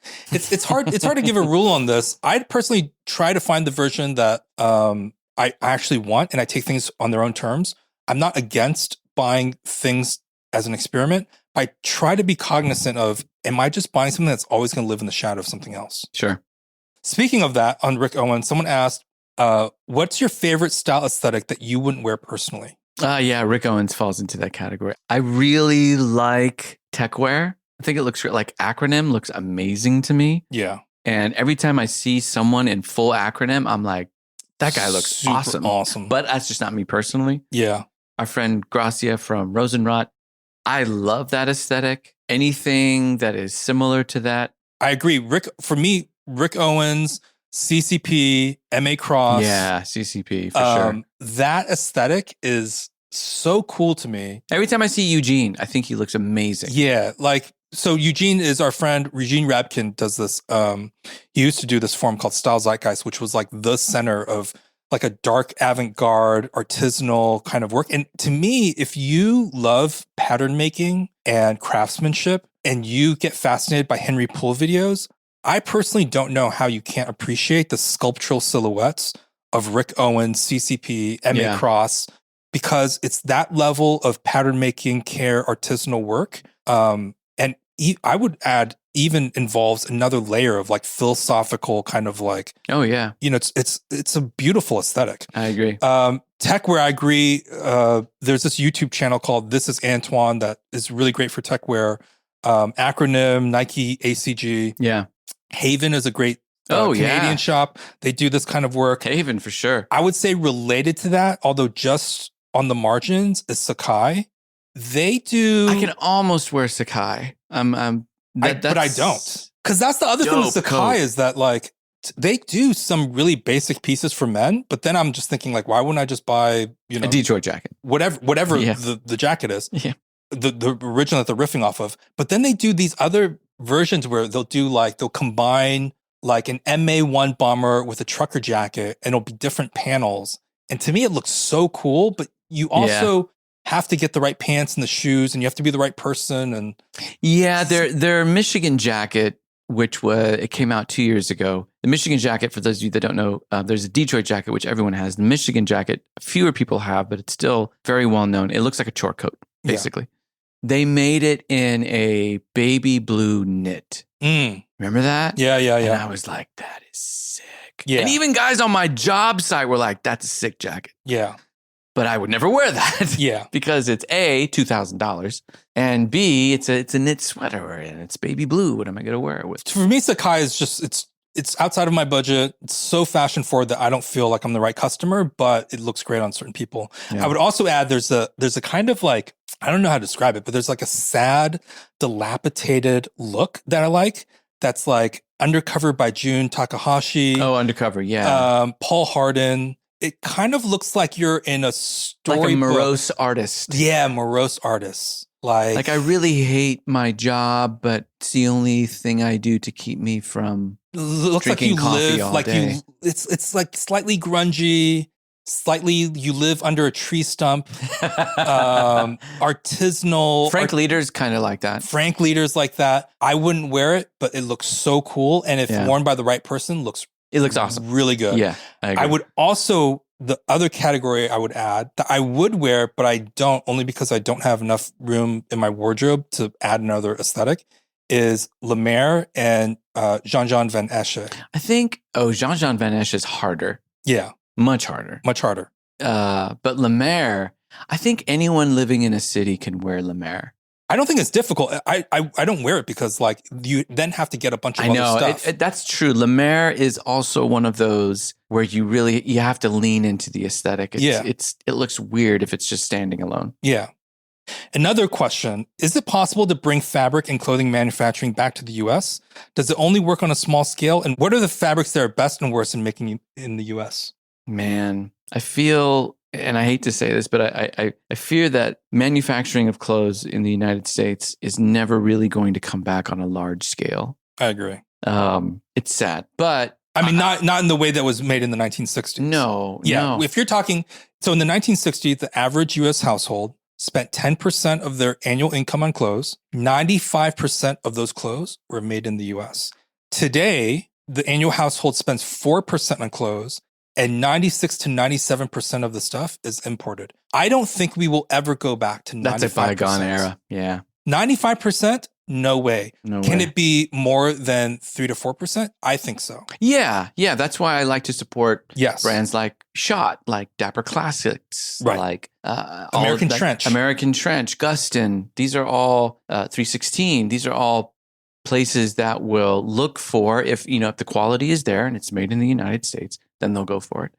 I think you cannot bring it back on that mass manufacturing scale. No way. However, I think we can bring U.S. manufacturing back by moving everyone upstream to more luxury, artisanal, quality clothes. Yeah, make it like Italy. Export that to the world market. The average Italian is not wearing a bespoke Italian suit. Right. The average Japanese person is not wearing raw denim jeans. The average French person is not walking around carrying Hermes bags. And yet, Italy, France, and Japan have really good clothing sectors, despite being a post-industrial economy, because they've developed luxury artisanal sectors that focus on craft and handwork, and therefore the workers can hold on to their jobs.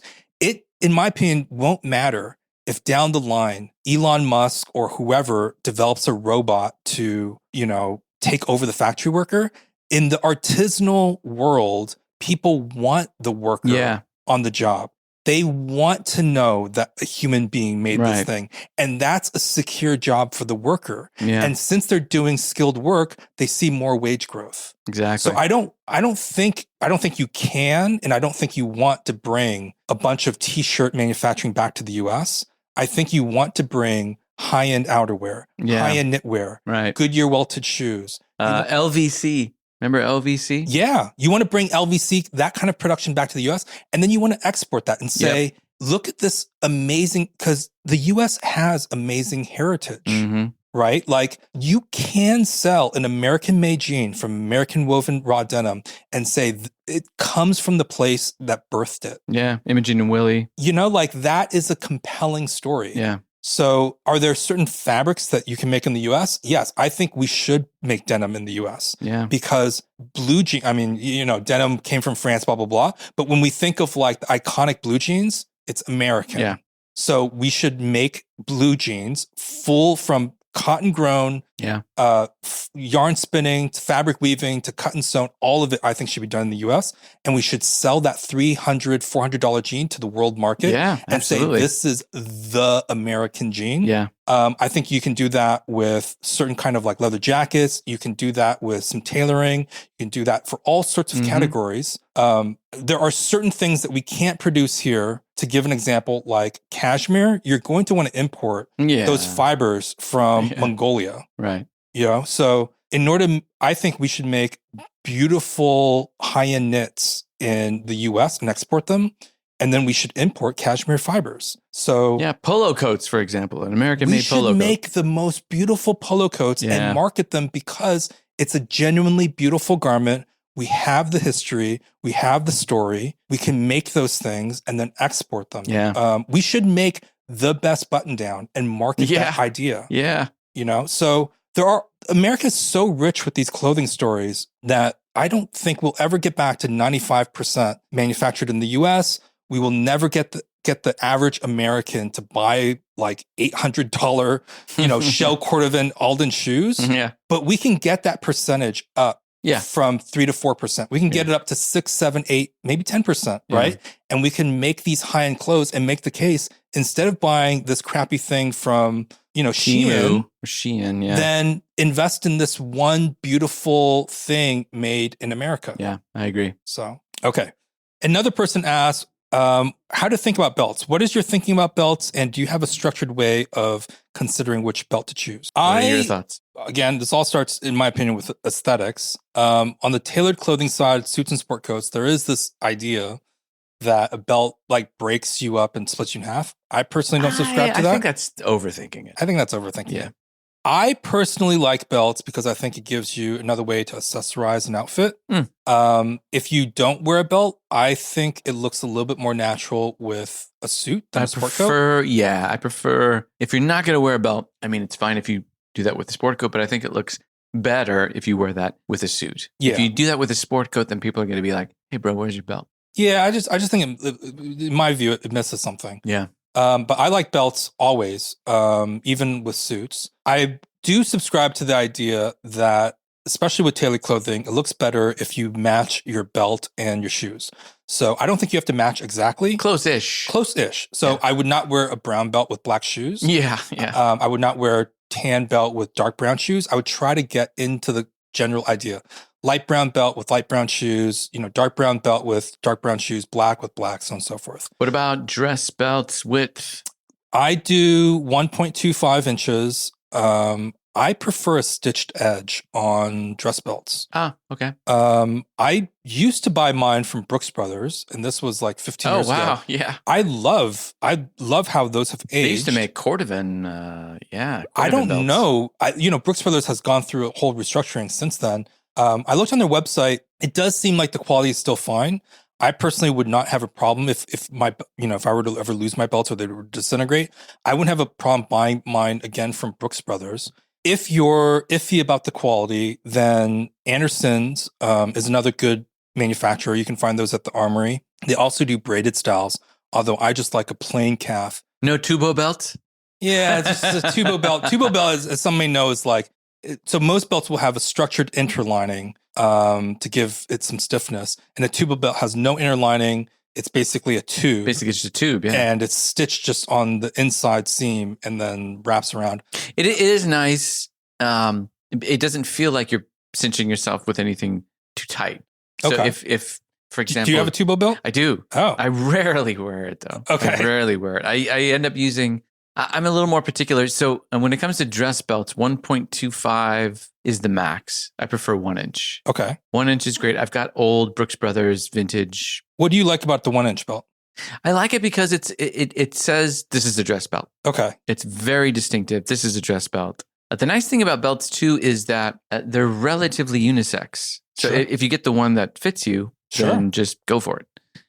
Brooks Brothers makes great ones. I have at least 3 or 4 from Brooks Brothers of different vintages.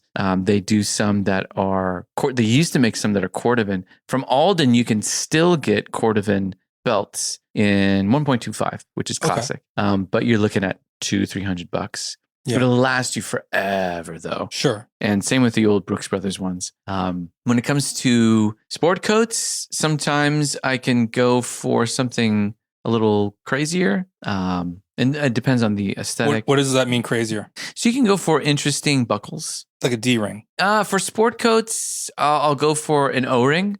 Okay. So, I mean, same with suits. You can just go a little crazier with sport coats. Maybe like a braided belt, braided leather belt. You can go with sport coats, especially. Anderson makes good braided leather belts. Do they really? Yeah. Nice. Those are also available at the Armory. What about with work belts? Workwear belt or like a casual belt. I prefer a 1.25 inch. Like something for jeans. We're talking about jeans, fatigues, carpenter pants, those kind of things. Then I prefer a 1.5 inch belt. No stitched edges. No stitch edges. Yeah. Don't mourn, organize. Does something called the Clint belt, which is modeled after something that Clint Eastwood wore in a film. That thing is so thick. Highly recommend their belts. I have one that I bought, I want to say when I was an apprentice. So they do bridle leather and harness leather. These are basically leathers that were traditionally used for horse riding. Oh, okay. And they are super thick. There's no way you'll ever break this belt. No. I've had it for as long as I've been in the trades. Yeah. That's what I'm wearing right now. The only way that a don't mourn organized belt will, fail. Fail out of your wardrobe is if your waist size grows. Yeah. So I've had this for so long. Yeah, it's great. So they do a Clint belt, but it's not the belt that I would recommend. If you get the Clint belt, and I have the Clint belt and I like it, just know what you're getting into because it's super thick. I would just stick with their normal harness or bridle leather and email the guy, ask him for what he recommends, tell him your preferences. They're like $80. It's thicker than this because this is the regular harness leather. The Clint belt is way thicker than that. Serious? What they do is they stitch like 2 or 3 of those together to create this like weird design. Why would you wear that belt? Because like then you can say, oh, this was inspired by Clint Eastwood and blah blah blah. You'll never say that to anybody. That's like bulletproof. Yeah, you'll never say that to anybody unless you have like a menswear pod. You know what I'm saying? Right. But I do like the Clint design. Right. I also like, if you want the Japanese version, Self-Edge does like, the bridle harness leather belts. Oh, yeah. Japanese You're looking versions. at $200. You're looking at $200. Yeah. Some of them have like studs in them that get kind of rockabilly-ish. Yeah. Self-Edge, I think, is worth checking out. This other company that I really like is Kika New York. Oh, then they're still around. She's still around. Yes. She was trained by this famous leather worker whose name I forget in New York City. She was like a legendary leather worker during the 70s, like hippie scene, kind of like art scene in New York. And Kika trained under her. She does this whole leather line. Yeah. Including belts. I really like her, I think the O-ring or D-ring. O-ring, I have her O-ring belt. Yeah. She does a few designs. I just really like her work. I like the fact that she basically has descended from this kind of lineage of past people in New York. And I think her prices are really fair for what you get. Yeah. And you can contact her directly. And you can customize because each thing is cut like to measure and Yeah, look up Kika, New York, Kika, New York. The other one that I really like is Tory Leather. They do this equestrian belt buckle. Really? It's a 1-inch belt. Oh, yeah. With the equestrian belt. It's like classic. If you see that on somebody, they are either they're in the know. They're either someone who lives in the Midwest and owns an actual like horse, or they read menswear blogs. Right. There are only two types of people it's very that wear likely, Tory leather. Yeah, the ones that you meet, they know. The other one that comes to mind is customleatherbelts.com. Sounds made up. That sounds made up. Sounds like exactly like a domain. Don't give your money to this guy. Yeah. Sounds like a domain that someone's just gonna rob you. But customleatherbelts.com will make you a custom leather belt. I use them just for the belt, but then I buy like a Native American buckle off of eBay. Oh, nice. And then I send it to him, and then he makes the belt. I need to do that because I've got some double RL buckles that need a belt. Yeah. Really? I like going to eBay and just looking up either Navajo belt buckle or Native American belt buckle. Nice. And searching through all the listings. And then I will look for the stamp on the back to make sure the artist stamped their work. Yeah. And I'll look up the artist's name to see if like the background, if it's legit. Yeah. And then I'll buy it, and then I'll send that buckle to Custom Leather Belts, and they'll make the actual belt for that buckle. Really? That's awesome. The very last one that I like is Inishmaan makes a ribbon belt. I very rarely wear mine, but it is sometimes What do you wear it with? I've worn it with fatigues that I like. I think if you like a more bohemian look, Inishmaan's ribbon belts are really fun. You can get those through No Man Walks Alone. I don't wear mine that often, but it is like sometimes like the right belt if you like a little bit more of a bohemian look. Okay. What to do with all this stuff? What to do with all this stuff? This person writes, how do you guys deal with the amount of stuff us menswear nerds amass? Do you have a system? How often and how much stuff do you get rid of? How do you think about buying fewer, more expensive things versus reasonable stuff? And do you find that you wear nicer stuff more than the affordable purchases? Oh, a lot of stuff here, but generally speaking, what do you do with stuff that you don't wear anymore? So with stuff that I don't wear anymore, I admittedly have a huge closet and storage. But if I don't wear an item for more than a year, then I definitely question it. And if it's over 3 years, then I get rid of it. Okay. No matter what, because I'm not wearing it, I'm not utilizing it. Someone else will enjoy it, and then I can sell it to them, which is a good reason to buy what you want. And spend the money, because you can probably make the same amount, especially if you buy it used. Yeah. You can sell it for the same amount. So it's basically you're renting it for free. Yeah. You'll lose very little money that way. A little bit. So for me, I recently got rid of, and it was a little bit of a pain, I recently got rid of a double RL robe coat. And the reason why I got rid of it was because I have another double RL jacket with the exact same pattern, which I wear more of. So I decided to sell it. And I do that here in San Francisco. We have patina studies, but you can sell it on eBay. I used to sell my stuff through eBay with LuxSwap. I highly recommend using them. Matt's a great guy, and he does a good job at what he does. But for me, it's 1 year, I question it, and 3 years, it's gone. I have a hard time getting rid of stuff because I want to recoup my cost. And for me, basically, there are a few ways to get rid of things and still recoup your cost. One, I think the best way that I've found so far is Patina Studies. And they are doing these pop-ups in San Francisco, hoping to expand to LA and I think Philadelphia. That may be coming soon in the next year or so. Alfargo's marketplace is similar in New York City. If you're located in those cities, I think this is a really good way to get rid of clothes because one, you have to get the item in front of the right eyes to get the price. Yeah, you have to know your audience. You have to know your audience. The average person is going to be wondering, like, you wore these stinky raw denim jeans from Japan and you want $150 for them? Like, what are you talking about? But in front of the right guy, he's going to think like that's a great deal. Yeah. Because he knows what he's looking at. So the really good thing about these pop-ups is that you get the menswear nerds to come all in one place. Yeah. You can get better prices. If you can't do that, then eBay, Grailed, and Styleforum are great ways to sell clothes. But then you have to like take the photos, you have to do listings and so forth. Yeah. If you don't want to do that, as Pete said, to me, LuxSwap is super good. Matt runs this company out of New York, LUXESWAP. He's not going to sell your stained Gap t-shirt, but if you have like Carmina shoes, if you have, like 316 raw denim, if you have, the kind of stuff that random Rick Owens, random Rick Owens, if you have stuff that menswear nerds want, he will not only take professional photos, but he'll field the questions. He'll take measurements. He'll do all the packaging. He does all of the work. All you have to do is stuff everything in a giant box, tape it up, and then he'll even pay you back for shipping costs. The shipping cost. Mm-hmm. So it is like zero effort on your end. He does take a commission for all of that work, but that's essentially what you're paying for.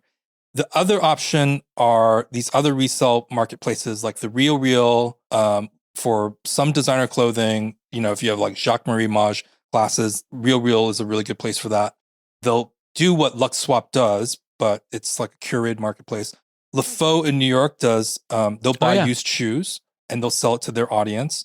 Market is, I think it's MARRKET or MARKKET. Something like that. And they're based in the UK.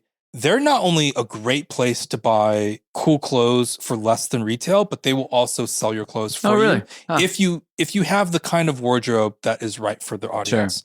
Sure. The other option is that sometimes, you have stuff that's just, it's not right for any of the stuff. And, there are charities that will take your clothes. Oh, really? I would say look for like Goodwill or certain organizations like the Purple Heart Foundation. Nice. Yeah. They sell clothes and they either give the clothes to veterans who are down on their luck, or they sell the clothes and the money goes to benefit veterans. There are all sorts of organizations like this. If you want to, it doesn't have to be veterans if you have a different cause. Maybe you want to help some animal organizations or church organization or whatever. There are all sorts of civic organizations that you can donate your clothes to. I would just note that be careful, because a few years ago, there was a report saying that there were private companies setting up donation boxes saying, donate your clothes here. But what they were doing is they were collecting clothes for a private for-profit organization. No. Wow. Like, know where you're donating your clothes. The other question is velvet jackets and Christmas black tie. Love to hear them discuss the formality of a velvet jacket, different styles such as chore, western, shawl, etc., at a cocktail party or holiday party. Please discuss matching velvet pants with velvet jackets. That's heavy. The other question that's related is, what's a safe but fun dinner jacket option for a Christmas black tie party? What are your thoughts? These two are related because to me, a velvet jacket is a fun Christmas black tie option. Not a chore coat. That to me would be weird. I have never seen a velvet chore coat, but I'm sure they exist. I'm sure they exist. There's an Italian designer that does velvet 5-pocket pants. I bought a pair and tried them on. Did you really? And put them right into the return box and got my money back. Good for you. I cannot imagine you would. There are certain people that can wear that and look great. I'm just not one of them. Lenny Kravitz is one of one. Lenny Kravitz. If you are Lenny Kravitz, definitely velvet pants would look fantastic on you. I tried them and I was like, one, this is going to be covered in cat hair. Okay, what about jackets? To me, do you have a tier? A velvet dinner jacket is a perfect, fun Christmas black tie. Because black tie obviously means a dinner suit or a tuxedo. But if you want it to like do something a little bit more creative or fun, velvet is a great option. Or you do like a tartan. You're getting a black watch tartan blazer, double-breasted. That to me, a tartan dinner jacket in the Christmas black tie party is so elegant. Yeah. And so cool. And you can wear it with obviously, your formal trousers. But it's just something different. It's a little bit more festive. I have some recommendations. Let me know what you think. Okay. So here I have velvet in forms of formality. Sport coat is the lowest, and you can wear those with jeans. Velvet sport coat. Tell me about that. I have a Gucci velvet sport coat. Okay. That is black, and I wear it with jeans and from the Tom Ford era. From the Tom Ford era. Yes. Wide lapels. So what kind of lapels is it? Wide lapels, single-breasted, notched lapels, patch pockets. Typical Tom Ford from the late 90s, early 2000s. That looks great. If someone told me they're getting a black velvet patch pocket, notched lapel sport coat, I would think it looks bad. But for somehow Tom Ford made that look amazing. Oh man, Yeah. it looks. That's the other thing is so that when good. you're doing that, you have to like think of the silhouette and everything. Yeah, so you have to think of, okay, well, who is making this? Is it Brooks Brothers making it, or is it Tom Ford making it? Very different aesthetics.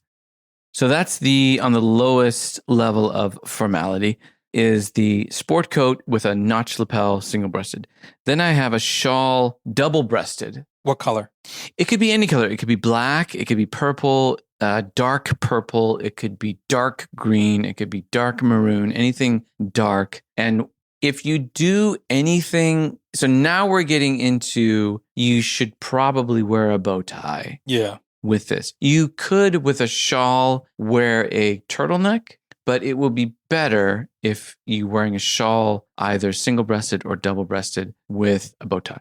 Then there's peak single-breasted, and that is the most formal as far as velvet goes. That's the most formal, and you should definitely wear a bow tie with that. With sport coats, you can go tieless, either an open silk shirt, which looks great, especially if you're going to, let's say you're going to a holiday party, and you don't want to go too formal, but you want to wear a single-breasted, notch lapel, velvet jacket. You can either wear a turtleneck or an open silk shirt. Silk shirt, you can get a reasonably affordable one through Post Romantic. Post Romantic, you can get them for like $150. They do a cream silk. You get them made to measure. Like, it is not like, it's not super artisanal, like it's the finest quality silk, but it's very good for $100. It's very good. And he will, if you talk with him, he will nail your measurements down. And it again, like what Derek said, it won't be the finest quality, but it will be great. No one will know, and you'll think it's great. Yeah. And I think it's great. I have 3 shirts from them.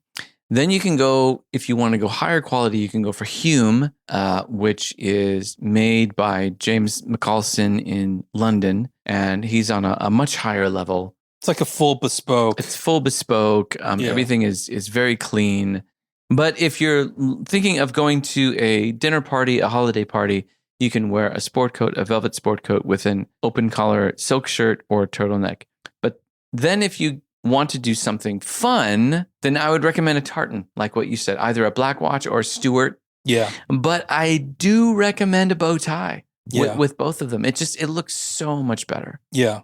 What about matching velvet pants? I do not recommend that matching velvet pants. I don't. If heavy. you are a rock star, then If you're go Lenny crazy. Kravitz. If you're Lenny Kravitz. So keep in mind that velvet does not stretch.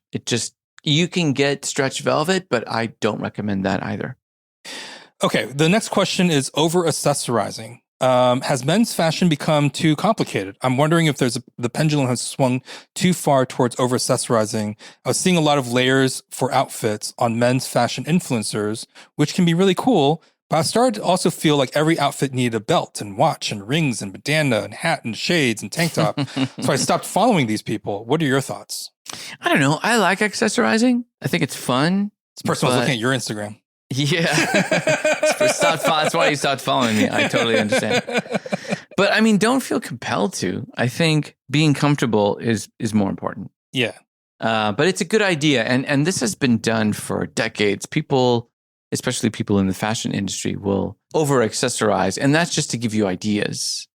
There are certain people that look super natural in these over accessorized outfits. Yeah. And then some people who it looks goofy and weird. Yeah. It's like everyone's saying something different. And as long as you are aware of the language of what you're communicating, right, then it's fine. Like Johnny Depp is literally a walking pile of accessories. But he looks great. But he looks great. Yeah. You know what I'm saying? So, and there are some people who, it just looks off. So I don't think there's necessarily a rule for this. I think it's perfectly fine to try things. If you're interested in trying a bandana that has been really popular at the moment, it's again one of those things. You don't have to buy the $100 capital bandana. You can just buy like a $5, $10 normal bandana. Yeah. See if you get any use out of it.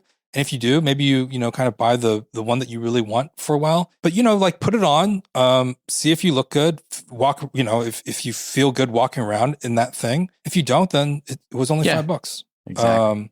I think it really depends on the aesthetic that you're trying to create. Yeah. So think of the aesthetic. It doesn't work with all aesthetics. So keep in mind what environment you get to wear that in. Right. And if it speaks to you or not. But yeah, try it out. Just wear it to go grocery shopping. Sure. See if it works.